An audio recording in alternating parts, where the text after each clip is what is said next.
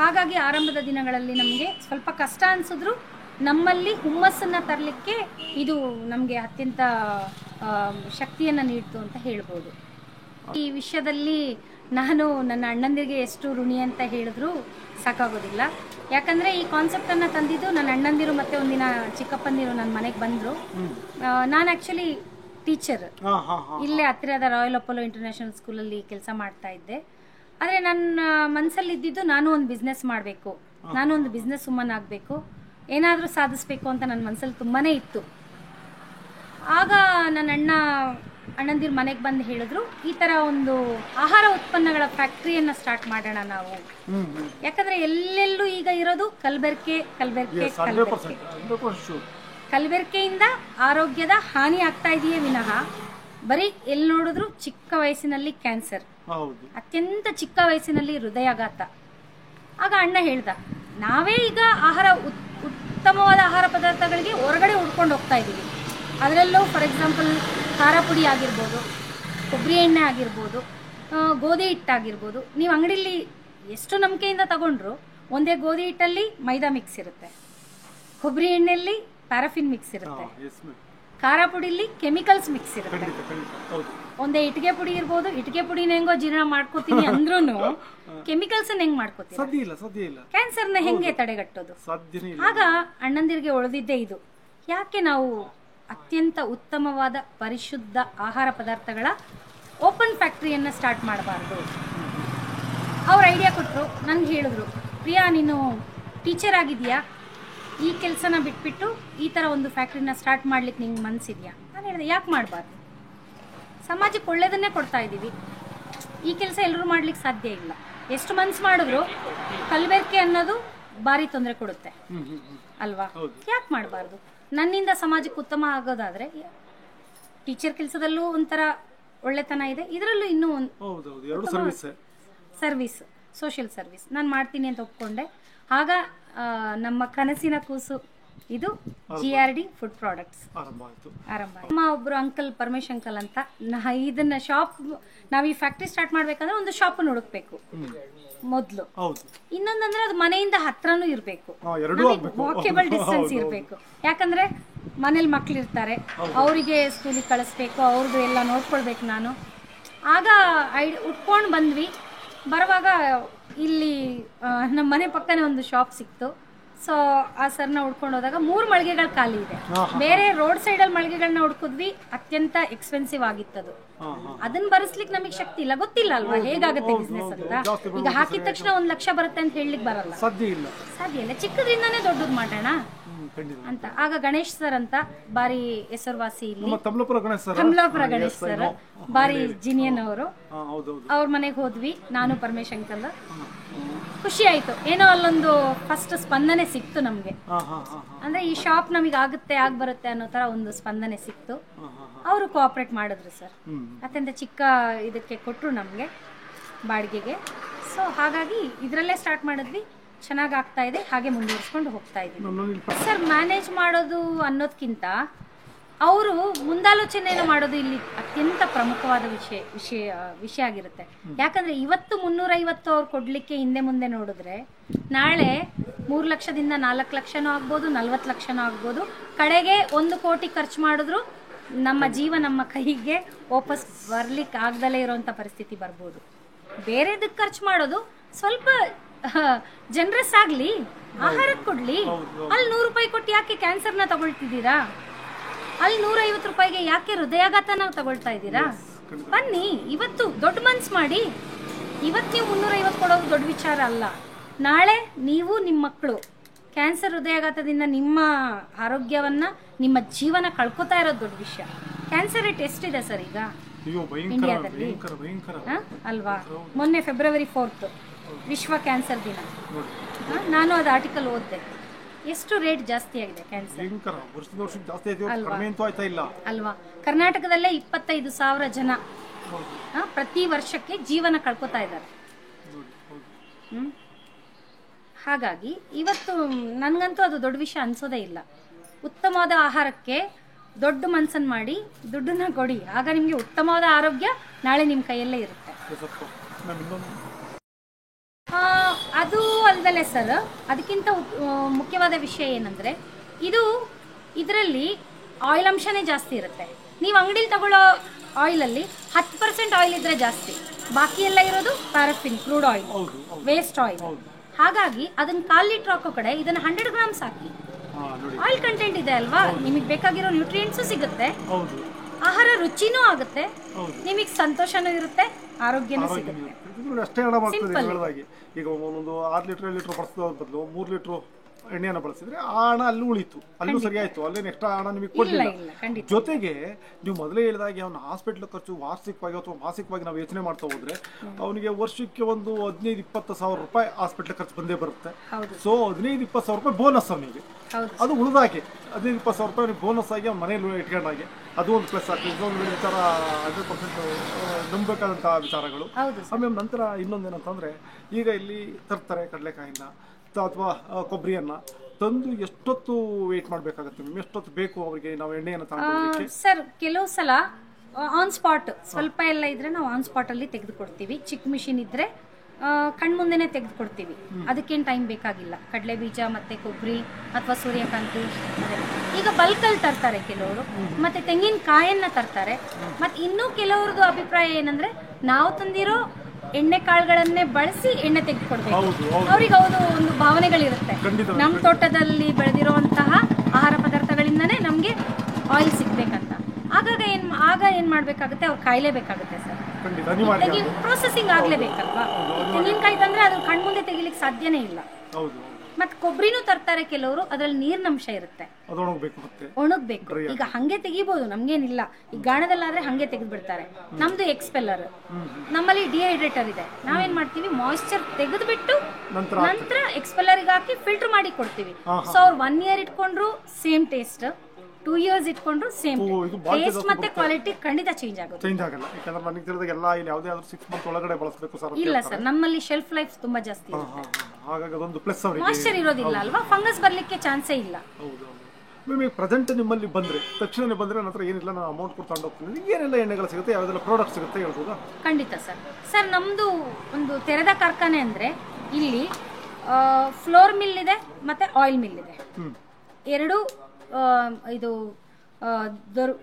ಸೌಲಭ್ಯ ದೊರಕುತ್ತೆ ನಮ್ಮಲ್ಲಿ. ಆಯಿಲ್ಗೆ ಬಂದರೆ sir, starting from coconut oil ಇರ್ಬೋದು, ಕೊಬ್ಬರಿ ಎಣ್ಣೆ, ತೆಂಗಿನಕಾಯಿ ಎಣ್ಣೆ, ಸೂರ್ಯಕಾಂತಿ ಎಣ್ಣೆ, ಕಡಲೆ ಬೀಜದ ಎಣ್ಣೆ, ಪುಟ್ಟೆಳ್ಳೆಣ್ಣೆ, ಹುಚ್ಚೆಳ್ಳೆಣ್ಣೆ, ಸಾಸಿವೆ ಎಣ್ಣೆ, ಅದು ನೋವಿಗೂ ಬಳಸ್ಕೊಳ್ಬೋದು ಮತ್ತು ಅಡುಗೆಗೂ ಬಳಸ್ಕೋಬೋದು. ಅದು ಅಲ್ಲದೆ ಬಾದಾಮಿ ಎಣ್ಣೆನೂ ನಾವು ತೆಗೆದುಕೊಡ್ತೀವಿ ಸರ್. ಅತ್ಯಂತ ಪರಿಶುದ್ಧವಾಗಿರುತ್ತೆ, ಎಲ್ಲ ಯಾವುದರಲ್ಲೂ ಕಲಬೆರಕೆ ಇರೋದಿಲ್ಲ, ಎಲ್ಲ ಪರಿಶುದ್ಧವಾದ ನಿಂತು ನೋಡಿ ತಗೊಂಡೋಗ್ಬೋದು. ಖಂಡಿತ ಏನು ಸಮಸ್ಯೆ ಇಲ್ಲ, ನೋಡಪ್ಪ ಇಲ್ಲೇ ಮಾಡ್ಕೊಡ್ತೀವಿ, ನೋಡು ನಿಂತು ತಗೊಂಡೋಗ್ಬೋದು. ಆಮೇಲೆ ಆಹಾರ ಪದಾರ್ಥಗಳಲ್ಲಿ ಬಂದ್ರೆ ಅಚ್ಚ ಖಾರದ ಪುಡಿ, ಅದರಲ್ಲಿ 3 ತರದ ಮೆಣಸಿನಕಾಯಿಗಳ ಮಿಶ್ರಣದಿಂದ ತಯಾರಿಸಿರುವಂತಹ ಅತ್ಯಂತ ಶುದ್ಧವಾದ ರುಚಿ, ಬಣ್ಣ ಹಾಗೂ ಖಾರ, 3 ಇರುತ್ತೆ, ಯಾವುದು ಕಲಬೆರಕೆ ಇರೋದಿಲ್ಲ. ಬ್ಯಾಡಗಿ ಖಾರದ ಪುಡಿ, ಧನಿಯಾ ಪುಡಿ, ಸಾಂಬಾರ್ ಪುಡಿ ಅಂದ್ರೆ ಹುಳಿ ಪುಡಿ ಅಂತಾನೂ ಕರೀತಾರೆ ಈ ಕಡೆ, ಸಾಂಬಾರಿಗೆ ಬಳಸುವಂಥದ್ದು, ರಸಂ ಪುಡಿ, ವಾಂಗಿಬಾತ್ ಪೌಡ್ರು, ಬಿಸಿಬೇಳೆ ಬಾತ್ ಪೌಡ್ರು, ಅದಕ್ಕಿಂತ ಹೆಚ್ಚಾಗಿ ಪ್ಯೂರ್ ಅರಿಶಿನ ಪುಡಿ, ಅರಿಶಿನ ಪುಡಿನೂ ಇಲ್ಲೇ ತಯಾರಿಸ್ತೀವಿ.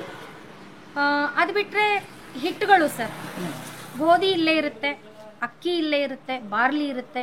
ಗೋಧಿ ಜೊತೆ ನಾವು ಬಾರ್ಲಿ ಮತ್ತು ಸೋಯಾಬೀನ್, ಮೆಂತೆ ಅನ್ನ ಬೆರೆಸಿ ಒಂದು ಭಾರಿ ಒಳ್ಳೆ ಅಂತ ಕಾನ್ಸೆಪ್ಟ್, ಅದು ಚೆನ್ನಾಗಿ ನಡೀತಾ ಇದೆ ಸರ್. ಅದು ಆ ಗೋಧಿ ಹಿಟ್ಟು ನಿಮಗೆ ಹೆಲ್ತಿಗೆ ಹೆಲ್ತು ಸಿಗುತ್ತೆ, ಟೇಸ್ಟಿಗೆ ಟೇಸ್ಟು ಸಿಗುತ್ತೆ. ಗೋಧಿ ಹಿಟ್ಟು ಮತ್ತೆ ಕಡಲೆ ಹಿಟ್ಟು, ಅಕ್ಕಿ ಹಿಟ್ಟು, ರಾಜಮುಡಿ ಅಕ್ಕಿ ಹಿಟ್ಟು, ರಾಗಿ ಹಿಟ್ಟು, ಹಾಗೆ ಪ್ರತಿಯೊಂದು ಸಿಗುತ್ತೆ ಸರ್. ಎಲ್ಲಾ ಹಿಟ್ಟುಗಳು, ಎಲ್ಲಾ ಹಿಟ್ಟುಗಳು, ಎಲ್ಲಾ ಮಸಾಲೆ ಪದಾರ್ಥಗಳು, ಮತ್ತೆ ಎಲ್ಲ ತರಹದ ಅಡಿಗೆ ಎಣ್ಣೆಗಳು, ಹರಳೆಣ್ಣೆನೂ ದೊರಕುತ್ತೆ.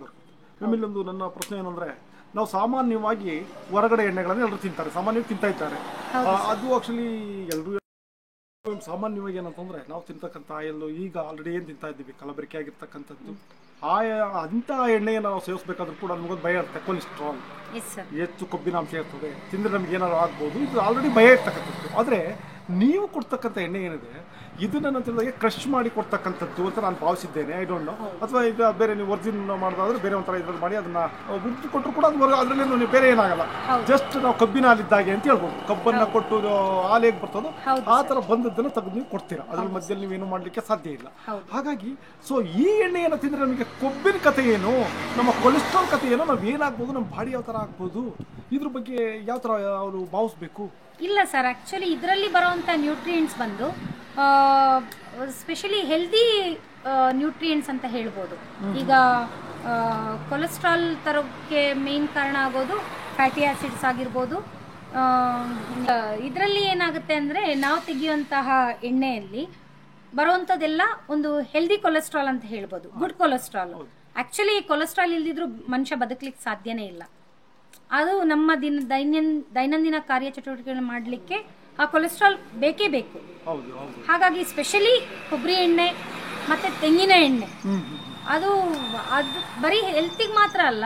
ಎಷ್ಟೋ ಜನ ಈಗ ನನಗೆ ನಿನ್ನೆ ಒಬ್ರು ಕಸ್ಟಮರ್ ಬಂದರು, ಟೀತ್ ಪುಲ್ಲಿಂಗ್ ಅಂತ ಏನು ಕರೀತಾರೆ ಬೆಳಗ್ಗೆ, ಮೌತ್ ಪುಲ್ಲಿಂಗ್, ಅದಕ್ಕೆ ಬಂದು ತಗೊಂಡು ಹೋದ್ರು. ಹಾಗೆ ಸುಮಾರು ಜನ ಬಂದು ತಗೊಂಡು ಹೋಗ್ತಾರೆ. ಈ VCO ಅಂತ ಏನು ಕರಿತೀವಿ ನಾವು, ವರ್ಜಿನ್ ಕೋಕೋನಟ್ ಆಯಿಲ್, ಮೌತ್ ಪುಲ್ಲಿಂಗಿಗೆ ತಗೊಂಡು ಹೋಗ್ತಾರೆ. ಮತ್ತೆ ಬೆಳಗ್ಗೆ ಎದ್ದು ಕುಡಿತಾರೆ. ಈಗ ಕೊರೋನಾ ಟೈಮಲ್ಲಿ ಮೇನ್ ಹೇಳಿದ್ದೆ ಅದು, ಬೆಳಗ್ಗೆ ಎದ್ಬಿಟ್ಟು 1 ಸ್ಪೂನು ಪರಿಶುದ್ಧವಾದ ತೆಂಗಿನ ಎಣ್ಣೆಯನ್ನು ಕುಡಿಬೇಕಂತ. ಅದಕ್ಕೆ ಎಷ್ಟೋ ಜನ ತಗೊಂಡು ಹೋಗ್ತಾರೆ ಸರ್. ಅದು ವರ್ಕೌಟು ಆಗಿದೆ.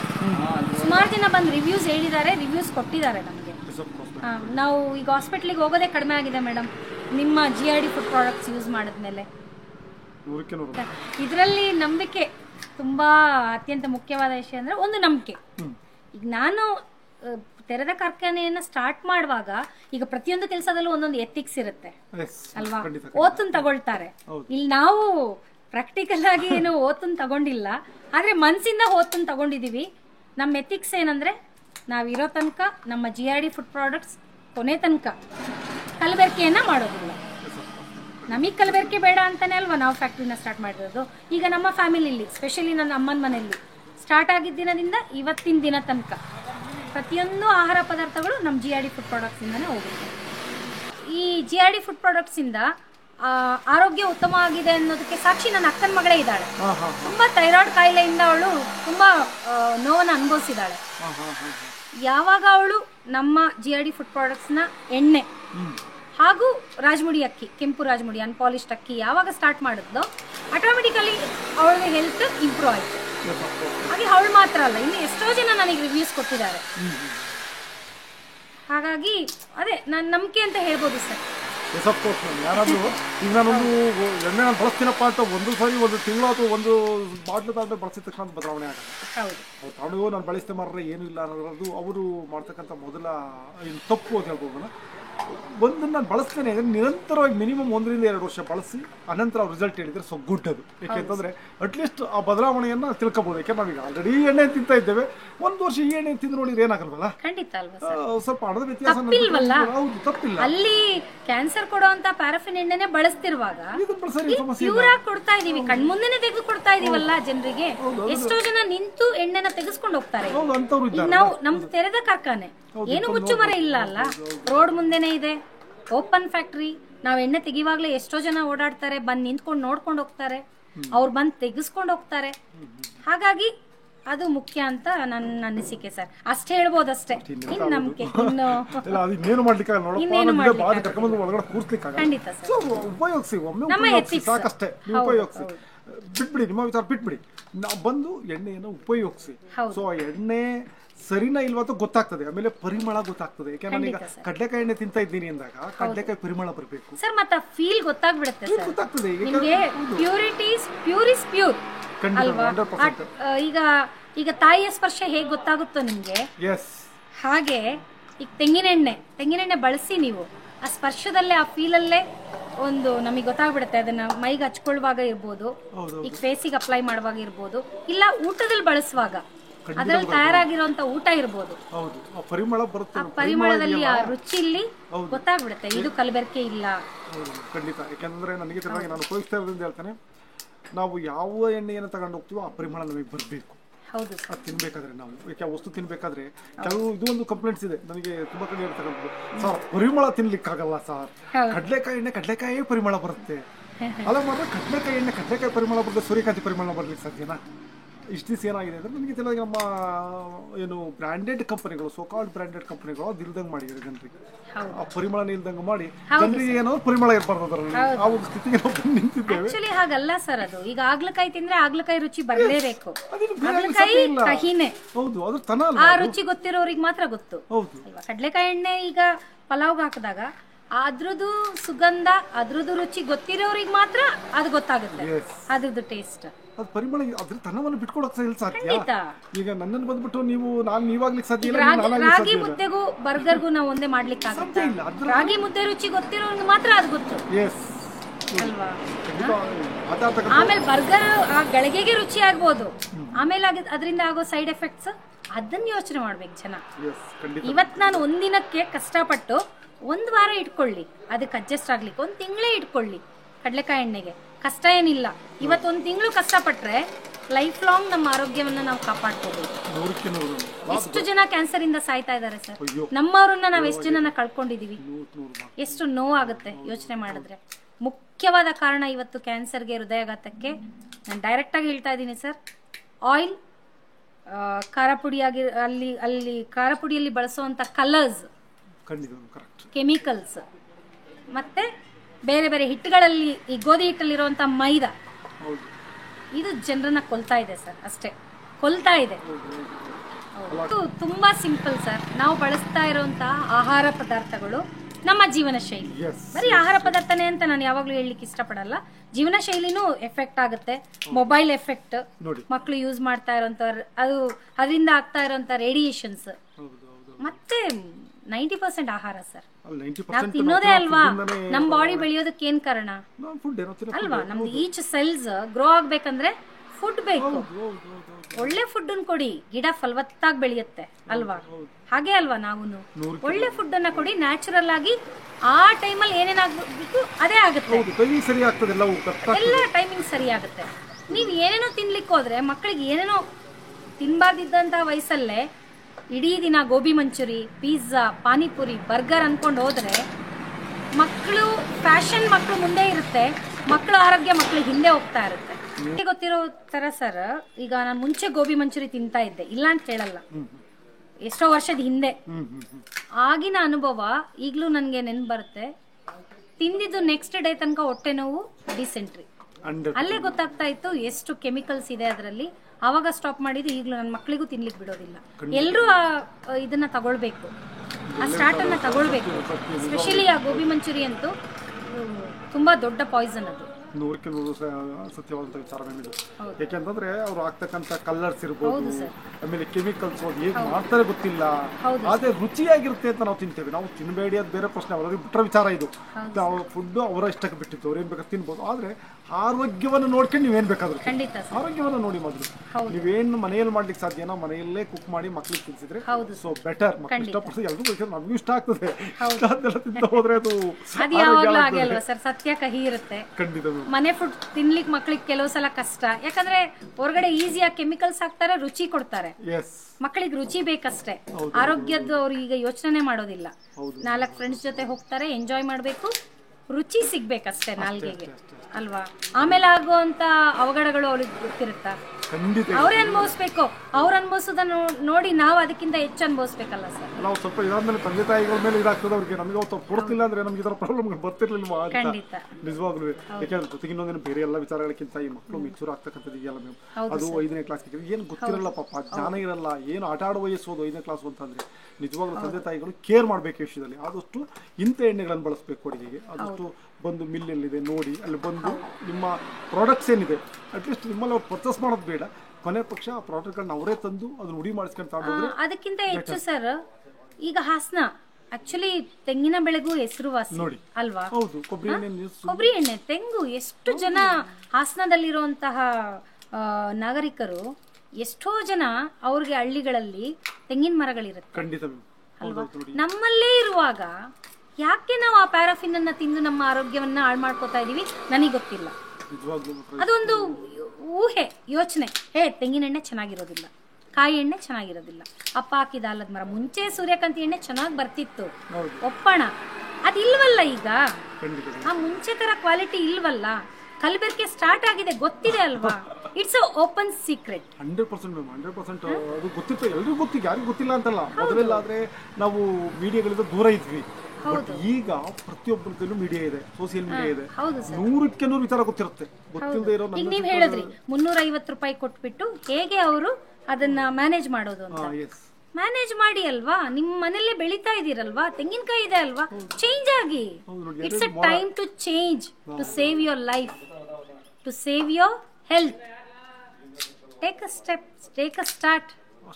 It's too late, already it's late ಅಲ್ವಾ. 100ಕ್ಕೆ 100. ಯಾಕಂದ್ರೆ ಆಲ್ರೆಡಿ ಅವರು ಲೇಟ್ ಮಾಡಿದ್ದಾರೆ. ಈಗ ಅವ್ರ ತೋಟ, ಈ ತೋಟದ ಬಿಡಬೇಡಿಯಪ್ಪ, 2 ಮರ ಬಿಡಿ ಸಾಕು. ನೀವು ಭಾರಿ ಕಡಿಮೆ ಆಗುತ್ತೆ ಸರ್, 2 ಮರ ಸಾಕು, 1 ವರ್ಷ ಎಣ್ಣೆ ಆಗುತ್ತೆ ಒಂದು ಫ್ಯಾಮಿಲಿಗೆ. ಈಗ 1 kg ತೆಂಗಿನಕಾಯಿ ತಂದ್ರೆ ನಾನ್ ತಗೊಳ್ಳೋದು ಕೇವಲ 15 ರೂಪಾಯಿ ಸರ್. ಅವ್ರಿಗೆ 150 ml ಎಣ್ಣೆ ಸಿಗುತ್ತೆ ಹೆಚ್ಚು ಕಮ್ಮಿ, ಅದು ಫಿಲ್ಟರ್ ಆಗಿರೋ ಎಣ್ಣೆ. ನೋಡಿ ಸಾಕಾಗೋದಿಲ್ವಾ ಅವ್ರಿಗೆ? ಅದ್ ಕಷ್ಟನಾ? 100 kg ತಂದ್ರೆ 15 ಲೀಟರ್ ಎಣ್ಣೆ ಬಂತ ಅವ್ರಿಗೆ. 1500 ರೂಪಾಯಿಗೆ 15 ಲೀಟರ್ ಎಣ್ಣೆ, ಹತ್ರ 3 ತಿಂಗಳಂತೂ ಆರಾಮ್ಸೆ ಊಟ ಮಾಡ್ಬೋದು. ಎಷ್ಟು ಸುಲಭವಾಗಿದೆ. ಹೌದು. ನಮ್ಮ ಜನರು ಯಾಕೆ ಇನ್ನೂ ಕೂಡ ಈ ಅಂಗಡಿಗಳಲ್ಲಿರುವಂತಹ ಗೋಧಿ ಹಿಟ್ಟು ಅದರಲ್ಲಿ ಗೊತ್ತಾ ಅಲ್ವಾ, ಅವ್ರಿಗೆ ಗೊತ್ತಾ ಮೈದಾ ಬೆರೆಸಿದಾರೋ, ಕಲ್ಲರ್ ಬೆರೆಸಿದಾರೋ, ಪ್ರಿಸರ್ವೇಟಿವ್ಸ್ ಹಾಕಿದಾರೋ? ಎಲ್ಲರಿಗೆ ಸ್ಮೂತ್, ಒಂದೇ ಸರಿ ಒಂದೇ ಬೆರಳಲ್ಲಿ ಕಟ್ ಆಗುತ್ತೆ ಅವರಿಗೆ. ಅಷ್ಟೇ ಅಷ್ಟೇ. ನೀವು ಕಟ್ ಮಾಡೋದು ಯಾವ ಬೆರಳು ಯಾರಿಗೆ ಗೊತ್ತು ಸರ್ ಎಷ್ಟು ಪ್ರಿಸರ್ವೇಟಿವ್ಸ್ ಹಾಕಿರ್ತಾರೆ ಅಂತ, ಎಷ್ಟು ವರ್ಷದ ಹಿಂದೆ ಅವರು. ಇಲ್ಲಿ ಕಣ್ಮುಂದೆ ಇದೆ ಅಲ್ವಾ ಬೆಸ್ಟ್ ಕ್ವಾಲಿಟಿ ಗೋಧಿ. 5 ರೂಪಾಯಿ ಜಾಸ್ತಿ ಕೊಡಿ, ಆಮೇಲೆ ಬೆಲೆ ಕಟ್ಲಿಕ್ಕೆ ಆಗದಲ್ಲೇ ಇರುವಂತ ಆರೋಗ್ಯ ನಿಮ್ದಾಗುತ್ತಲ್ವಾ. ಖಂಡಿತ 100ಕ್ಕೆ 100. ಜನರು ಬದಲಾಗಲೇಬೇಕು. ಈಗ ಈಗಲೂ ಬದಲಾಗ್ಲಿಲ್ಲ ಅಂತಂದ್ರೆ ನಾನು ಹೇಳಿದೆ ಅಲ್ವಾ ಸರ್, ಇದು time, it's a peak time. ಈ ಟೈಮಲ್ಲಿ ಅವ್ರು ಬದಲಾಗ್ಲಿಲ್ಲ ಅಂದ್ರೆ ಆಲ್ರೆಡಿ ಕ್ಯಾನ್ಸರ್, ಇದು ಹೇಗೆ ಅಣಬೆ ಹೇಗೆ ಹುಟ್ಟುತ್ತಾ ಇದೆಯೋ ಹಾಗೆ ಕ್ಯಾನ್ಸರ್ ಮನುಷ್ಯನ ದೇಹ ಕಣಕಣಗಳಲ್ಲಿ ಹುಟ್ಟುತ್ತಾ ಇದೆ, ನಾವು ಬಳಸ್ತಾ ಇರುವಂತಹ ಕಲಬೆರಕೆ ಆಹಾರದಿಂದ. ಹಾಗಾಗಿ this is the peak time ಅಂತ ಹೇಳ್ತೀನಿ ಸರ್ ನಾನು. ಅವ್ರು ಎಚ್ಚೆತ್ಕೋಬೇಕು. ಹೌದು, ಖಂಡಿತ. ಯಾಕೆಂದ್ರೆ ಅವರಿಗೆ ಪರಿಸ್ಥಿತಿ ಆಗಿದೆ. ಸೊ ಯಾರು ಅವರು ಈಗಲೂ ಬದಲಾಗ್ಲಿಲ್ಲ ಅಂದ್ರೆ ಅವರು ಮೂರ್ಖತನದಲ್ಲಿ ಇದ್ದಾರೆ ಅಂತ. ಮೂರ್ಖತನದ ಪರಮಾವಧಿ ಹೇಳಲಿಕ್ಕೆ ಆಗಲ್ಲ. ಯಾಕಂದ್ರೆ ಈಗಲೂ ಬದಲಾಗ್ಲಿಲ್ಲ ಜನ. ಇಲ್ಲಪ್ಪ ನಾನು ಸೋಕಾಲ್ಡ್ ಅದು ಸೂಪರ್ ಮಾರ್ಕೆಟ್ಗೆ ಹೋಗ್ಬಿಟ್ಟು ನಾನು ಅಂತ ತಿಂತೀನಿ ಅಂದ್ರೆ ಅದು ಏನು ಮಾಡುವಾಗ. ಮತ್ತೆ ಇದು ನಮ್ಮ ಫ್ಯಾಕ್ಟ್ರಿ ಏನು ಯಾವ ಊರಿಂದು ದೂರದಲ್ಲಿಲ್ಲ. ಹೌದು, ಎಲ್ಲೋ ಇಂಡಸ್ಟ್ರಿಯಲ್ ಏರಿಯಾಗ ಹೋಗ್ಬೇಕು, ಇನ್ನೆಲ್ಲೋ ಹೋಗ್ಬೇಕು, ಊರಿನ ಮಧ್ಯದಲ್ಲಿದೆ ಅಲ್ವಾ, ನಿಮ್ ಮನೆ ಪಕ್ಕದಲ್ಲಿದೆ ಅಲ್ವಾ. ಇಷ್ಟು ನಾವು ನಿಮ್ಗೆ ಯೂಸ್ ಮಾಡ್ಕೊಟ್ಟಿರುವಾಗ ನಿಮಗ್ ಬಂದು ಉತ್ತಮವಾದ ಆರೋಗ್ಯವನ್ನ ಪಡ್ಕೊಳ್ಳಿಕ್ಕೆ ಏನ್ ಕಷ್ಟ ಆಹಾರವನ್ನ ತಿಂದು. ಖಂಡಿತ. ಯಾಕಂದ್ರೆ ನೋಡಿ, ಅದು ಹತ್ತಿರದಲ್ಲಿ ಜೊತೆಗೆ ಇನ್ನೊಂದೇನಂತಂದ್ರೆ ಎಲ್ಲರೂ ಬದಲಾಗಿಲ್ಲ ಅಂತಲ್ಲ, ಸುಮಾರು ನನ್ನ ತಿಳಿದಾಗ 10-20% ಜನ ಬದಲಾಗಿದ್ದಾರೆ. ಈಗ ಲೆಫ್ಟ್ ಏನು ಬದಲಾಯಿಸ್ಕೊಂಡಿದ್ದಾರೆ. ಹಾಗಾಗಿ ನಿಮ್ಮ ಗಾಣಗಳ ಸಂಖ್ಯೆ ಹೆಚ್ಚಾಗ್ತಾ ಇದೆ. ಈಗ ಗಾಣಗಳ ಸಂಖ್ಯೆ ಜಾಸ್ತಿ ಆಗ್ತಾ ಇದೆ, ಯಾಕೆಂದ್ರೆ ಜನ ಬದಲಾಗ್ತಾ ಇದ್ದಾರೆ ನಿಧಾನವಾಗಿ. ಬಟ್ ನಾನು ಹೇಳೋದೇನಂದ್ರೆ ಗವರ್ಮೆಂಟ್ ಸಪೋರ್ಟ್ ಮಾಡ್ತಾ ಇದೆ. ಖಂಡಿತ ಖಂಡಿತ. ಈ ವಿಚಾರದಲ್ಲಿ ಗವರ್ಮೆಂಟ್ ಸಪೋರ್ಟ್ ಮಾಡ್ತಾ ಇದೆ, ಪ್ಲೇ ಮಾಡುವಾಗಿಲ್ಲ. ಯಾಕೆ ಸಬ್ಸಿಡಿಯನ್ನ ಕೊಡ್ತಾ ಇದ್ದಾರೆ, ಅದು ತುಂಬಾ ಇಂಪಾರ್ಟೆಂಟ್. ಹೌದು, ಖಂಡಿತವಾಗ್ಲೂ ಒಂದು ಒಳ್ಳೆಯ ವಿಷಯ. ನಂತರ ಸೊ ನೀವು ಇದು ಮಾಡ್ತೀನಿ ಅಂದಾಗ ನಿಮ್ಮ ಮನೆಯ ಅವ್ರ ವಿಚಾರವನ್ನು ನಾವು ತಗೊಂಡು ಮಾತಾಡಿದ್ರೆ, ಆಸ್ ಎ ಮ್ಯಾರಿಡ್ ಅಂತ ನಾನು ಮಾತಾಡ್ತಾ ಇದ್ದೀನಿ ಪ್ರಶ್ನೆನ. ಈಗ ಮನೆಯವ್ರು ಇರ್ತಾರೆ, ಯಾಕೆ ಅವ್ರಿಗೂ ಒಂದು ನಾನು ಕೆಲಸವನ್ನು ಮಾಡ್ತಿದ್ದೇನೆ ಅಥವಾ ನೀವು ಸ್ಕೂಲ್ಗೆ ಹೋಗ್ತಿದ್ದೆ, ಸೊ ಸಾಕು ನಮ್ಗೆ ಒಂದು ಕಡೆ ಅಲ್ಲೊಂದು ಸಂಬಳ ಬರುತ್ತೆ, ನನ್ನೊಂದು ಬರುತ್ತೆ, ಸಾಕಪ್ಪ ಇದು ಬತ್ತೆ ಮಾಡ್ಕೊಂಡು ಬಿಸ್ನೆಸ್ ಮಾಡ್ಕೊಂಡು ಬೆಳಗಿನ ಸಂಜೆವರೆಗೂ ಬೇಕಾ, ಇಂಥ ಪ್ರಶ್ನೆಗಳು ಆಗಾಗ ಎಲ್ಲ ಫ್ಯಾಮಿಲಿಯೂ ಇರ್ತಕ್ಕಂಥದ್ದನ್ನು ಸಾಮಾನ್ಯವಾಗಿ ಕೇಳ್ತಾ ಇದ್ದೇನೆ. ಸೊ ನಿಮ್ಮ ಫ್ಯಾಮಿಲಿ ಹೇಗಿತ್ತು? ಹಾಗೇನಿಲ್ಲ ಸರ್, ಅವರು ಸಪೋರ್ಟಿವ್ ಆಗೇ ಇದ್ರು, ಇಲ್ಲ ಅಂತ ಹೇಳೋದಿಲ್ಲ. ಅದಕ್ಕಿಂತ ಹೆಚ್ಚಾಗಿ ನಾವು ಇಬ್ರು ನಮ್ಮ ಈ ತೆರೆದ ಕಾರ್ಖಾನೆಯನ್ನ ಇಬ್ರು ಸೇರಿ ಮುಂದುವರಿಸ್ಕೊಂಡು ಹೋಗೋಣ ಅನ್ನೋ ಆಲೋಚನೆಯನ್ನ ನಾವು ಮಾಡಿಕೊಂಡೇ ಈ ಕಾರ್ಖಾನೆಯನ್ನ ಸ್ಟಾರ್ಟ್ ಮಾಡಿದ್ವಿ. ಯಾಕಂದ್ರೆ ಒಬ್ಬರಿಂದ ಸಾಧ್ಯನೂ ಇಲ್ಲ. ಹೌದು, ಹಸ್ಬೆಂಡ್ ಒಂದು ಕಡೆ ಮೇಂಟೈನ್ ಮಾಡಿದ್ರೆ ನಾನೊಂದು ಕಡೆ ಕೌಂಟ್ರಲ್ಲಿ ಮೇಂಟೈನ್ ಮಾಡ್ತೀನಿ. ಹೌದು ಸರ್, ಖಂಡಿತ. ನಂತರ ಇನ್ನೊಂದೇನಂತಂದ್ರೆ ಬರ್ತಾರೆ, ಬಂದವರು ಏನಂತಂದ್ರೆ ಯಾರು ಕೂಡ ಸುಮ್ಮನೆ ತಗೊಂಡೋಗಲ್ಲ. ಆರಂಭದಲ್ಲಿ ಬಂದಾಗ ಅವ್ರು ತಗೊಂಡೋಗೊಂದು 5-6 ತಿಂಗಳು ಉಪಯೋಗಿಸಿದ್ರೆ ಅವನೇನು ಮಾತಾಡಲ್ಲ, ಬರ್ತಾನೆ, ದುಡ್ಡು ಕೊಡ್ತಾನೆ, ಯಾವ ಎಣ್ಣೆ ಬೇಕಾದ್ರೆ ಇಸ್ಕೊಳ್ತಾನೆ, ತಗೊಂಡು ಸುಮ್ಮನೆ ಹೋಗ್ತಾನೆ. ಬಟ್ ಮೊದಲು ಬಂದಾಗ ಸುಮ್ಮನೆ ಯಾರು ತಗೊಂಡೋಗಲ್ಲ. 150 ಪ್ರಶ್ನೆಗಳನ್ನು ಕೇಳ್ತಾರೆ. ಯಾಕಪ್ಪ ನಿಮ್ಗೆ 300-400 ನೀವು ಮೋಸ ಮಾಡಿದ ಜನರಿಗೆ ಈ ಪ್ರಶ್ನೆಗಳನ್ನು ಕೇಳಿದ್ರು ನನಗೆ ಗೊತ್ತಿದೆ. ಹಾಗಾಗಿ ಸೊ ಅವ್ರನ್ನ ಒಂದು ಸುಮ್ಮನೆ ಕಳಿಸುವಾಗಿಲ್ಲ. ಅವ್ರು ಕೇಳ್ಬಿಟ್ಟಲ್ಲ ಹೋಗ್ಬಾರ ಏನು ಬೇಕಾದ್ರೆ ಬೇರೆ ಕಡೆ ತಗ ಆ ಥರ ಇದ್ರೆ ಅಂತ ಹೇಳುವಾಗಿಲ್ಲ. ಕಾರಣ ಅಂದ್ರೇನು, ಈಗಿನ ಪರಿಸ್ಥಿತಿ ಹೇಗಿದ್ರೆ ಅವ್ರನ್ನ ಕನ್ವಿನ್ಸ್ ಮಾಡಿ ವಾಪಸ್ ಕರ್ಕೊಬರ್ಬೇಕು. ಹೇಗಿರುತ್ತೆ ನಿಮ್ಮ ವ್ಯವಹಾರ ದಿನಗಳು ಅಥವಾ ರಿಟರ್ನ್ ಹೇಗಿರುತ್ತೆ ಸರ್? ಇದಕ್ಕೆ ಮುಖ್ಯವಾಗಿ ನಾನು ನನ್ನ ಏನ್ ಟ್ರಿಕ್ ಅನ್ನು ಬಳಸ್ಕೊಂಡೆ ಅಂದ್ರೆ, ಕಣ್ಮುಂದೆನೆ ಬಿಟ್ಕೊಡ್ತಾ ಇದ್ದೀನಲ್ವಾ ಅವ್ರಿಗೆ. ಈಗ ಅವ್ರಿಗೆ ಹೇಳ್ತಾ ಇದ್ದೀನಿ, ಸರ್ ಸೂರ್ಯಕಾಂತಿ ನೋಡಿ 1 ಲೀಟರ್ ಎಣ್ಣೆ ತೆಗಿಲಿಕ್ಕೆ ಎಷ್ಟು ಕೆಜಿ ಸೂರ್ಯಕಾಂತಿ ಬೇಕಾಗುತ್ತೆ ಅಂತ. ಅವ್ರ ಕಣ್ಮುಂದೆ ನೋಡಿದಾಗ ಅವ್ರು ನಂಬಲೇಬೇಕು. ಕಣ್ಮುಂದೆ ನಾವು ಮ್ಯಾಜಿಕ್ ಮಾಡ್ಲಿಕ್ಕಾಗಲ್ಲ, ಮ್ಯಾಜಿಷಿಯನ್ಸ್ ಅಲ್ಲ ಅಲ್ವಾ. ಅವ್ರ ಕಣ್ಮುಂದೆ ನೋಡಿದಾಗ ಹೆಚ್ಚು ಕಮ್ಮಿ ಎಲ್ಲ ಜನ ನಂಬಲಿಕ್ಕೆ ಸ್ಟಾರ್ಟ್ ಮಾಡಿದ್ರು. ಮತ್ತು ಕೆಲವು ಸಲ ಮುಂಚೆ ಬಿಗಿನಿಂಗಲ್ಲಿ ಮೇಡಮ್ ನಮ್ಮ ಕಣ್ಮುಂದೆನೇ ಬಿಡಬೇಕು, ನಾವು ತಂದಿದ್ದು ಕೊಬ್ಬರಿಲೇ ಬಿಡಬೇಕು ಅಂತ ಹೇಳ್ತಾ ಇದ್ರು ಜನ. ಅದು ಸಾಮಾನ್ಯನು, ಹೌದು. ಆಮೇಲೆ ಬರ್ತಾ ಬರ್ತಾ ಬರ್ತಾ ಜನರಿಗೆ ನಮ್ಮ ಮೇಲೆ ನಂಬಿಕೆ ಸ್ಟಾರ್ಟ್ ಆಯಿತು. ಇಲ್ಲ ಇವರು ಏನು ಮಾಡ್ತಾ ಇದ್ದಾರೆ, ನ್ಯಾಯವಾಗಿ ಮಾಡ್ತಾ ಇದ್ದಾರೆ ಅಂತ. ಹಾಗಾಗಿ ಎಷ್ಟೋ ಜನ ಕೊಟ್ಬಿಟ್ಟು ಹೋಗ್ತಾರೆ ಸರ್. ಈಗೆಲ್ಲಾನು ನಾವು ಕಣ್ಮುಂದೆನೆ ಮಾಡ್ಲಿಕ್ಕೆ ಸಾಧ್ಯ ಇಲ್ಲ. ಏನು ಸಾಧ್ಯನೋ ಅದನ್ನ ಮಾಡ್ಕೊಡ್ತೀವಿ, ಇಲ್ಲ ಅಂತ ಹೇಳಲ್ಲ. ಈಗ ಖಾರ ಪುಡಿ ಮುಂದೆನೆ ಮಾಡ್ಕೊಡ್ತೀವಿ, ಅರಿಶಿನ ಪುಡಿ ಮುಂದೆನೆ ಮಾಡ್ಕೊಡ್ತೀವಿ, ಧನ್ಯ ಮಾಡ್ಕೊಡ್ತೀವಿ, ಗೋಧಿ ಹಿಟ್ಟು ಮಾಡ್ಕೊಡ್ತೀವಿ. ಆಗುವಂಥ ಆಹಾರ ಪದಾರ್ಥಗಳಲ್ಲಿ ಅಡ್ಡಿ ಏನೇನು ಅಡ್ಡಿ ಇಲ್ವೋ ಅದನ್ನ ಅಲ್ಲೇ ಆನ್ ಸ್ಪಾಟ್ ಮಾಡ್ಕೊಡ್ತೀವಿ ಸರ್. ಯಾವುದಕ್ಕೆ ಪ್ರೊಸೆಸಿಂಗಿಗೆ ಟೈಮ್ ಬೇಕಾಗುತ್ತೆ, ಟೈಮ್ ತಗೊಳ್ಳೇಬೇಕಾಗುತ್ತೆ. ಹೌದು. ಮತ್ತೆ ಅವ್ರು ತಂದಿರೋ ಕಾಯಲ್ಲೇ ಆದಷ್ಟು ಬಿಟ್ಕೊಡ್ಲಿಕ್ಕೆ ಪ್ರಯತ್ನ ಪಡ್ತೀವಿ. ಈಗ ಕೆಲವರು ಎಷ್ಟೋ ಜನ ಹೇಳ್ತಾರೆ, ಅದೇ ನಾನು ಹೇಳ್ದೆ ಅಲ್ಲ ಸರ್, ಅದೊಂದು ಭಾವನೆಗಳು ಅಲ್ವಾ. ಅವ್ರ ಭಾವನೆಗಳಿಗೆ ಯಾಕೆ ಧಕ್ಕೆ ತರಬೇಕು, ಅವ್ರು ತಂದಿರೋ ಕಾಯಲ್ಲಿ ಬಿಟ್ಕೊಡ್ಲಿಕ್ಕೆ ಪ್ರಯತ್ನ ಪಡ್ತೀವಿ. ಖಂಡಿತ ಕೆಲವರು ನಾನು ತಿಂತೀನಿ ಅನ್ನೋ ಒಂದು ತುಂಬಾ ಅದು ನಾವು ಹಿತ್ತಲಲ್ಲಿ ತರಕಾರಿ ಬೆಳೆದ್ರೆ, ನಾನು ಹಿತ್ತಲಲ್ಲಿ ಬೆಳೆದಿರೋಂಥ ತರಕಾರಿ ಪಲ್ಯ ಇವತ್ತು ಅದು ಖುಷಿ ಫೀಲ್ ಬೇರೆ. ನಂತರ ಏನಂದ್ರೆ ಇಲ್ಲಿ ಸಾಮಾನ್ಯವಾಗಿ ನಾವು ಗಾಣಗಳಲ್ಲಿ ಬೇರೆ ಬೇರೆ ವೆರೈಟಿ ಗಾಣಗಳನ್ನು ನೋಡ್ತೇವೆ. ಎತ್ತಲ್ಲಿ ತಿರುಗ್ತಕ್ಕಂಥ ಗಾಣವನ್ನು ನೋಡ್ತೇವೆ, ಕಬ್ಬಿಣದ ಗಾಣವನ್ನು ನೋಡ್ತೇವೆ, ಮತ್ತೆ ಇದರಲ್ಲಿ ಮಿಷನಲ್ಲೇ ಮರದ ಗಾಣವನ್ನು ನೋಡ್ತೇವೆ. ಜೊತೆಗೆ ನಿಮ್ಮ ಗಾಣವನ್ನು ನೋಡ್ತಿದ್ದೇನೆ. ಸೊ ಎಲ್ಲ ಗಾಣಗಳಿಗೂ ನಿಮ್ಮ ಗಾಣಕ್ಕೂ ಇರತಕ್ಕಂಥ ವ್ಯತ್ಯಾಸ ಏನು ಸರ್? ನಮ್ದು ಗಾಣದ್ದು ಸ್ಪೆಷಾಲಿಟಿ ಏನಂದ್ರೆ it's an expeller sir. Expeller ಅಲ್ಲಿ ಏನಾಗುತ್ತೆ, ಒಂದು ಕೋಲ್ಡ್ ಪ್ರೆಸ್ ಮಿಷಿನ್. ಈಗ ಕೊಬ್ಬರಿಗೆಲ್ಲ ನೀವು ಹೀಟ್ ಹಾಕ್ಬೇಕಂತಿಲ್ಲ. ಮತ್ತೆ ಅದರಲ್ಲಿ ಸ್ಟೀಲ್ ಕ್ರಷರ್ ಬರುತ್ತೆ, ಉತ್ತಮವಾದಂತ ಸ್ಟೀಲ್ ರಾಡ್ ಅದರೊಳಗಡೆ ಹಾಕಿರ್ತಾರೆ. ಸೊ ತುಕ್ಕಿಡಿಯುವಂತ ಚಾನ್ಸಸ್ ಇಲ್ಲ, ಫಂಗಸ್ ಬರೋಂತ ಚಾನ್ಸಸ್ ಇಲ್ಲ ಮೇನ್ ಆಗಿ.